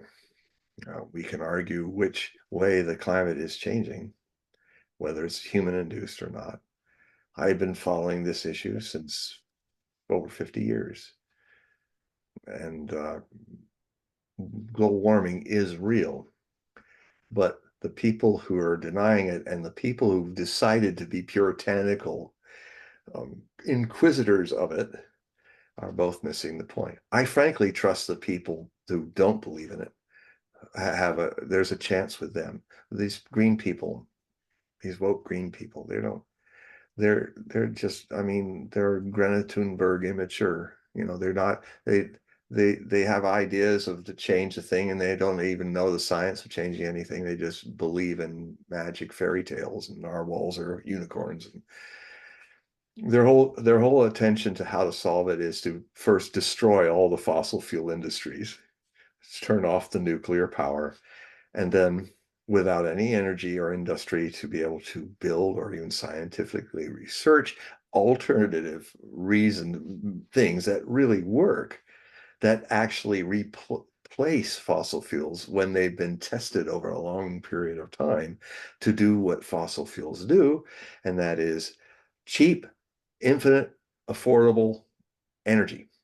Not, I turn on the switch and it works. I don't turn on the switch and wait for my car for a half a day to turn on. I mean, and you've got to know what the problem is. The problem is not fossil fuels.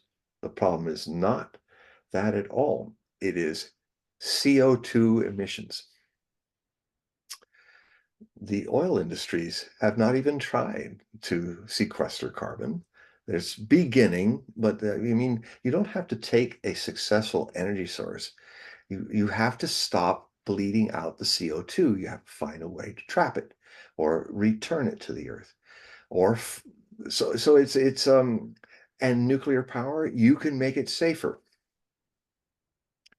There's things that are happening that we could have started in 1962, the thorium reactors.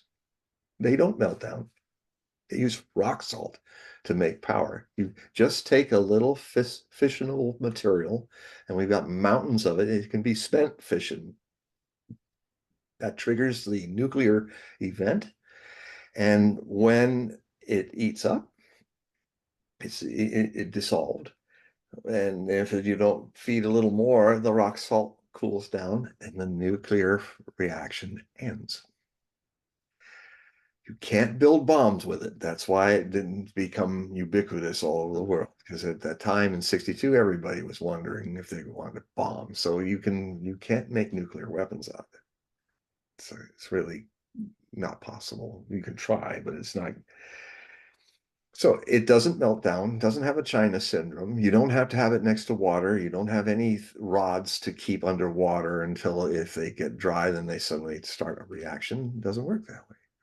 So so anyway, there are solutions, and I have a book about that I'm also working on, where we really look at the solutions and get it out of the hands of all these fools that are, these people are now making a living saying, "Oh, climate change is a hoax," and they're missing a lot of the data. They don't want. It's becoming religious on either side. It's religious fanaticism is not going to solve this problem, which, if we survive a causing ourselves a thermonuclear war, this creeping catastrophe is going to define the 21st century and our future survival. So, um,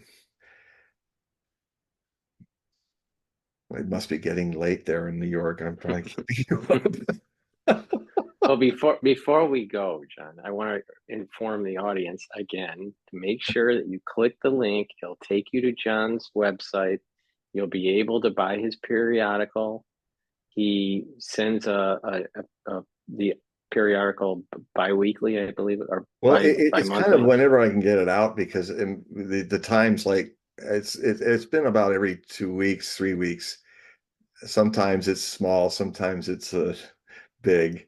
It's because of the times, but it's always coming out, and this is about bi-monthly. I was expected every month. Yeah, actually, this would be a good time to finish the story hours ago that I didn't tell, the Uh, Akbar story. uh, I will finish it uh, on It's quick. Emperor Akbar had purchased beautiful black swans from the Waysak Lake in Tibet. And swans were going to be shipped out of Tibet. And so he made an announcement to the capital because people used to believe that swans could, when they drink water with milk in it, they were able to take the milk out and leave the water when they pee or something like that. So it was just a myth, but it was kind of a poetic myth. And so his idea was he was going to build a huge pond. And what he needed, though, was enough people to bring milk to turn it white so that when the swans were ceremoniously brought in, they would have their meal. So the edict went out. All castes of the nation, the untouchables, the mercantiles, the warriors, and everybody, all have to, after darkness begins, come up to this pond in front of the temple, in front of the palace, with a cup of milk and pour it in. So Birbal and Akbar are on the veranda looking down at all the darkness and hearing all the slosh, slosh, slosh, and all the multitudes splashing stuff into the pond. And Akbar is very satisfied with himself. He's saying, "Wow, the people are really coming. It's going to be beautiful." And Birbal just starts cracking up. He just goes, "Oh, my beloved emperor, you do not understand human nature. I predict that tomorrow morning at sunrise, when you and I walk to that pond, there will not be a drop of milk in it. It will all be water." And so, all right, done. If we'll have a bet. So we walked out the next morning. There was no milk. The Akbar was flabbergasted. He was like, "This is so. How do you explain this?" I said, "Listen, my my emperor, I have a plan. Take the guards out, get 100 people, make sure that from all the different castes, rich and poor, middle class, all of them, and then bring them one by one into a room where they have an audience with you and me. And I will ask them this question: why didn't you bring milk as ordered?" So after a while, became very clear why. And he said, and they'll, with maybe a few different words, they will basically say the same thing. So, and then this is what happened. They were sitting, and Akbar was amazed. He was saying whether they were princes or paupers, they came in saying, "Well, Emperor, I saw all these people that brought milk." And I was thinking, "Oh, wonderful," because they obviously can afford milk, or milk's kind of expensive, and it's so great to see that all these people are out there filling your pond. And so I just thought, if I just pour a little cup of water into it in the dark, it'll slosh like everybody else's cup, and no one will know. So they watered it down. Well, what So happened is they all had the same idea. yeah, yeah, and they all watered it down. And that's what often happens. I mean, I have 10,000 Hmm. people on a free newsletter list. And they like my free things. Every once in a while I've got to say, this is how I make my living. If you really like it, could you give $5 a year? Or could you do an automatic payment through my PayPal, and where you just get one payment of like $5 or $10 per month? Or can you, if you feel like you feel better about doing it all in one show and worrying about it in 12 months, $60. And then if enough of you do this, then if you really like what you're, or confronted or whatever, but you like to come back and watch what I'm doing, or you like to come back and read what I write, that's how you'll keep this going. That's right. So now your cup So, of milk matters, and only your cup of milk matters. And in a way, this is similar to what I'm saying about only your individuality matters, not the mass. We're taught to think in masses and mobs, which is an unconscious way of thinking. Only your existence matter. When I came out of that suicidal thing, I realized that existence regarded me as it regards everything unique and important and essential. That your own existence in this world is incredibly needed by existence. So, uh, because we're taught to think in mob think, one of the problems of that is that everybody thinks, well, somebody else is giving Mr. Hogue the cup of milk. I don't have to do it. And there isn't anybody else but you.